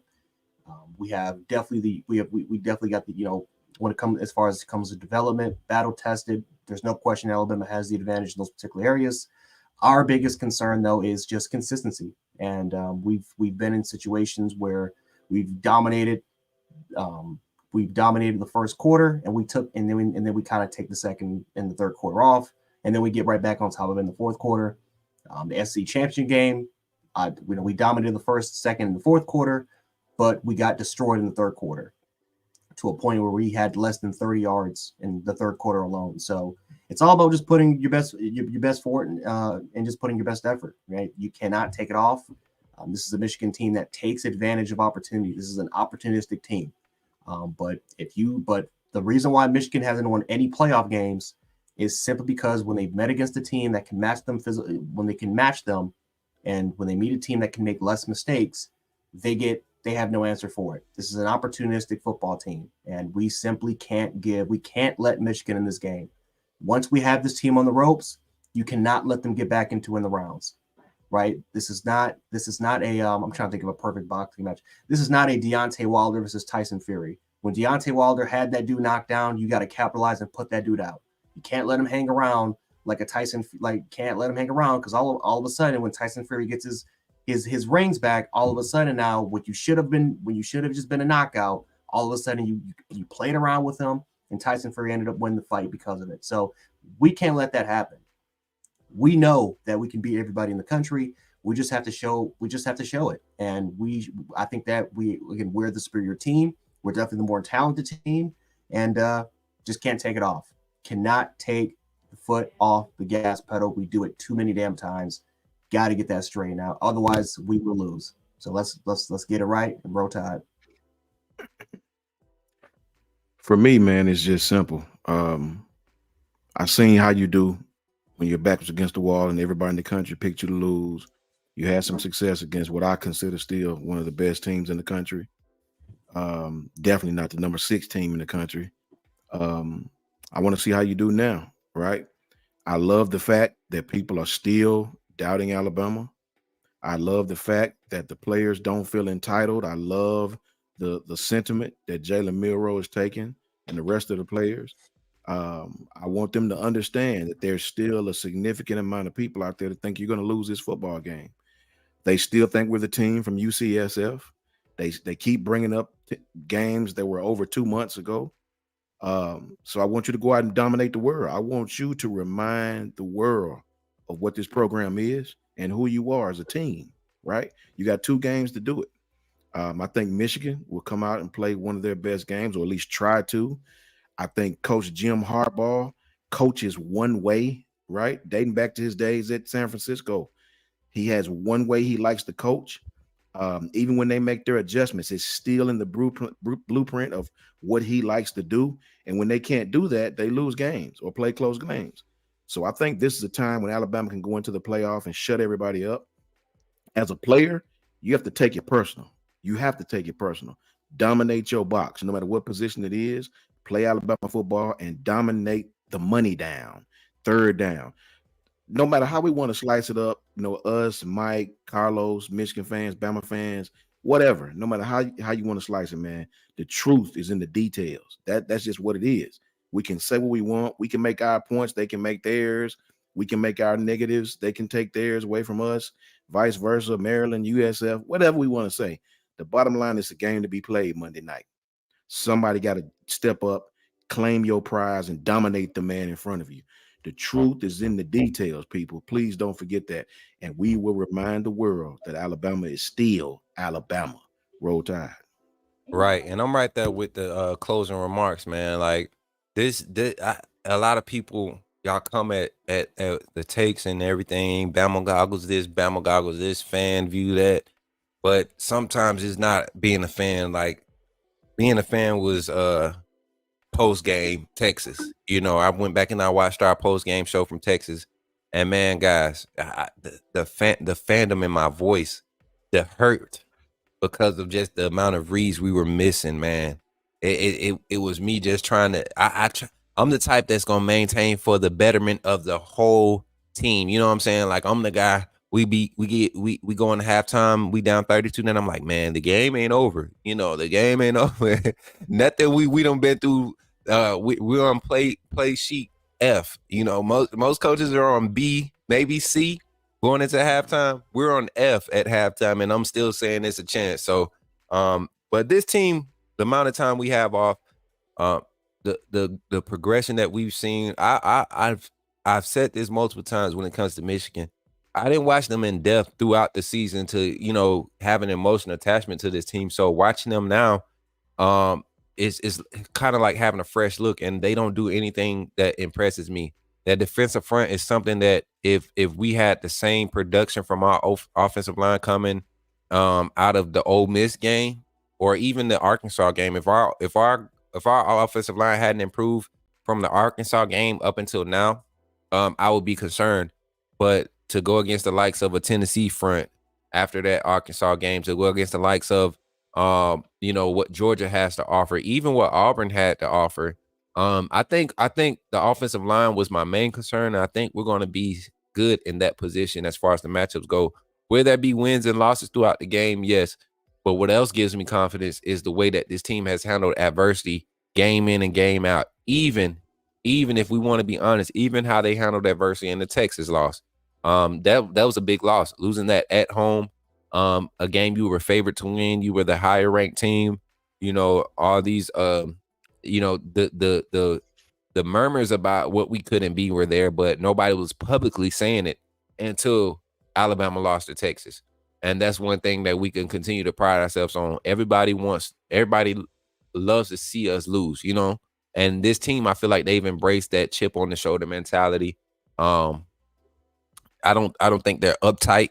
You can tell by the interviews, they're going with the flow. They're going with what it's like when you've trained for something for so long, and when you practice doing something for so long, it's hard to do it outside of the way you practice. And if you practice at a high rate, at a high level, it's gonna when it's time to do it, it comes just that much easier. So I'm excited to see this team execute. I'm excited to see this team go out there and execute the game plan, see what the coaches are going to call. And guys, it's time. It's time for this team to finally put it all together. 4 complete quarters, 60 minutes of complete, intense, flawless, even when you make mistakes, make them going 110%. Like we talked about Trez Marshall earlier in the season, blowing up the wrong gaps, but blowing them up at 110%. I want to see guys, if you're going to make a mistake at this point in the season, it shouldn't be costly. It should be minor. And this is it, man. This is it. This is the time. We got to go 1-0. 1-0, and we on to the big one. And that's my final little saying on that. And yeah, y'all know where to find us, man. I'll go first today. Coach Smook at Coach Smook on every platform. Carlos, please come find me. Coach Smook at Coach Smook on every platform. That's where you can find me. And also primarily here as far as the Alabama content and coverage. We will be here at Bama Football on YouTube with Kyle Henderson. Coach Jay, take it away, brother. Jant716 Twitter, Jant Sports on YouTube. And Mr. Right Spinning Wheel of Doom. Yeah. Oh, yeah, Mr. Spinning Wheel of Doom. Yep, there it is. You can find me right here on Bama Football on YouTube with Kyle and the rest of the guys. And you can find me at JMHO Sports Talk on Twitter. Yeah, small talk to end the show with. They say that they announced it was what, Big 12? I mean, the Big 12 refs that were going to be officiating our game. I don't know. Let me look it up real If quick. that happens, that's not good at all. And this is going to be a poorly officiated game. Yeah, But what I will say, Big 12 refs, downfield play calling, they let you play. You go watch Big 12 games. I think the Big 12 had the least penalized pass interference calls called this season. You go look at the SEC, the college football officiating site, and they do those crazy stats, man. It's crazy to me that people have time to do stuff like that, stuff that you don't really think about. They create like this real legit, I guess you could say back office or research space for stuff that you would never think matter, like Coach Saban's record in when Alabama plays it postseason games in the all whites. Like it's somebody out there that has that stat. So that's the type of things that make this game such a interesting thing when you talk about following it. But I'm ready to see. Let me see. Rose Bowl. It's Big 12 officiating. It's Oh, Big 12 Lord. and it's like an XFL stand. It's like an XFL ref. Yeah. That's gonna be interesting, man. Hopefully if that's the case, man, like I said, Big 12, that their crews have been really lenient with the downfield passing game. So does that work to the advantage of Michigan? You know, with how physical they have to play, you know, in order to close the talent gap, the speed gap, or does it help Alabama with guys like, Terry Arnold real handsy, Malachi Moore real handsy, Kool-Aid last year. Probably more towards Michigan now I'm thinking about it because they don't take shots deep. I mean, they could this game. I mean, yeah. Michigan control a lot of things like I said, like don't be surprised if JJ McCarthy gets featured more in the zone read. Don't be surprised if he gets featured more in there. Don't be surprised if they run a lot of RPO. Don't be surprised if they take a lot more. I think down they have shots to do that, Coach Jay. and Roman. I think they have to. You're right about that. Yeah, They have, because they don't have, like, literally physically, attributes wise, they have one guy in their wide receiver room that's a legit, a low 4.4, and I think the Johnson kid, the true freshman, I think he ran like a 4.41 or something like that. So I'm excited to see these matchups play out. But from us to you all, man, shout out to everybody in the chat. We had a few super chats, man. Jarvis came in here with the $20 super chat. Thank you, Jarvis. Mario Gates came in with the $49.99. Shouts out to that big dollar. Here we go, $4.99 with Sharpshooters Podcast. Appreciate you for pulling up. Gonna be reaching out to you. Yeah, man. We got to reach out to these. It's a lot of I'm about to see a lot of different faces out here in these streets. I'm telling you, in these YouTube streets. Ephraim Davis with the $10 super chat, longtime watcher, listener. And then with another $5 super chat. And he did ask us this earlier. I don't think we was able to acknowledge it, but he said, will Michigan try to get cute? Jim Harbaugh's on the sideline. No. I think they will. Well, when I say get cute, Coach Jay, I mean a wrinkle. I think he's going to put a wrinkle in that he don't usually do. But I don't think before the game, you're right. I don't think Michigan going to stray away from who they are. But I do think he'll throw us a curveball in there, once or twice just to see if he can catch. He does it every game. The Ohio State game, he pull off like a few wrinkles here and there that they just haven't seen on tape, and they caught him up. Right. They do it every game. What wasn't the offensive coordinator the coach for the Ohio State game though? What do you mean? They had the interim coach, Moore. Moore's been, but he's been the OC the last 4 years, right? Years. Last couple years. So, but I feel like when and this was a statement I made a while ago. I feel like Jim Harbaugh, even though he's not calling the plays, management when it comes to those big games, your head coaches that have a good staff, they're usually in those management roles. Coach Saban, he even did it with Sarkisian and Kiffin, man. It would be times in those big games where he would just be like, hey, this is the direction. Find what you can best do in this direction, And I think that's what Jim Harbaugh does, but he does it in a way where it sets the whole rhythm of that offense. They could be doing decent or be building towards something good. And, you could see a play call like a double pass, double pitch pass, or double screen, like the delayed screen look with the tight end off to the edge. I've seen them run that off a few times this year. If those things, those are the type of plays that Blackshire, Jahad Campbell, Deontay Lawson, they've been eating that type of stuff. You look at some of the big picks that done happened this season that turned into like good points, whether it was pick six or set the defense up. the linebackers and the defensive ends have been the ones causing that, and that's been on those plays that take time to develop. Take quote unquote your play action pass or your trick plays. I don't think a smart harbor or a smart staff wouldn't want to put a quarterback like McCarthy in that type of position. We've seen him get in what we call a what they call it when you drink too much, you start spiraling. We've seen McCarthy spiral in the wrong direction in games before, and that defense has bailed them out. This is not the game either team can afford to their quarterback to spiral in a downward direction as far as execution, and play calling is going to be a big effect for that. Well, yeah, that's the biggest critique, and like I said, I'm not gonna go too much deep into this, but like this is what Mike and Carlos or maybe some of the other Michigan fans will kind of tell you that Michigan's scheme has held JJ McCarthy back from developing to what they think he is. Like that's kind of the biggest criticism is that he wants to go off. They won't do it. It's like he's a stallion. He's like a Mustang who wants to like just let him free, and instead they keep him inside of a cage. Like that's the biggest critique with JJ McCarthy. So if there's a game where they do let him loose, they let him out that cage or let him out that stable, run around with the wild horde, it's probably going to be this game. Yep. Because if plan A doesn't work, what's your plan B? Plan B I think plan B for them this game is what they originally do. And we've been very vocal about them being who they are.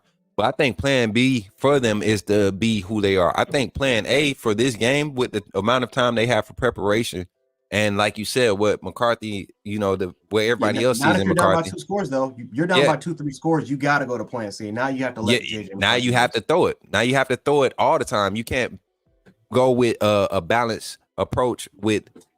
Because Michigan is what right now that I think they're like 35-75 pass run ratio right now. If you look at the legit play calls and everything, probably the last 6 weeks have been 35 pass, 75%, 30-70 maybe. 35-65. I'm tripping. 35-65. But I think it's one of those things, man. You finally get to see schematics play out. Just like I think Isaiah Bonds was saying that. You can look at play calls and signs and all that play out, but not only do you have to win the matchup, but the coaches are going to be the better coaches are going to be an intricate part in setting these guys up to be successful. And that's in any game. But when you get to this level of games and this level of competition in the playoffs, you see the difference. That's what you saw last year with Michigan and Georgia. Not Michigan and Georgia, but TCU and Georgia. You saw the difference, not just the talent gap, but the difference in coaching level, what coaches are able to do when they have different assets available to them and how they're able to implement them. So I'm excited to see it, guys. I'm excited to see it, ready to get to it. This is going to be a crazy weekend, man, waiting for Monday. I just want y'all to tell not to stay on longer, but it's a lot of great games coming up starting tonight. I'm ready to watch college football leading up until Monday. I think NFL is going to be nice Sunday. I'm probably going to try to see if we can do something talking about the because a lot of NFL former Alabama players have been very vocal about their takes on this game. Try to see if we can get something going. Might be able to reach out to a few guys and possibly bring them on here, guys. We never know, man. Kyle is doing big things out here for this channel. So with that being said, Coach Smoot, Coach Jay, Coach Sean, we've been here with you all for a little bit about 3.5 hours. Did another 3.5 hour show. Y'all know we got to go eat before we pass out. Y'all don't want us to pass out on the screen. But appreciate y'all, man. Much love from the coaches of YouTube. We've been dubbed the coaches of YouTube, y'all. I don't know if y'all have been seeing that on Twitter, the coaches of Bama football on YouTube. But appreciate y'all for showing up and showing love. Roll Tide to everybody in the chat. Don't forget, next call-in show. Get ready to jump in, man. We ready to hear from you. Much love. It's your boys, coaches. Ty Henderson from Bama football on YouTube. Ty Hayes, Around the Table Sports. Shout out to them and everybody in the chat. Roll Tide, family. Catch y'all. Roll Tide.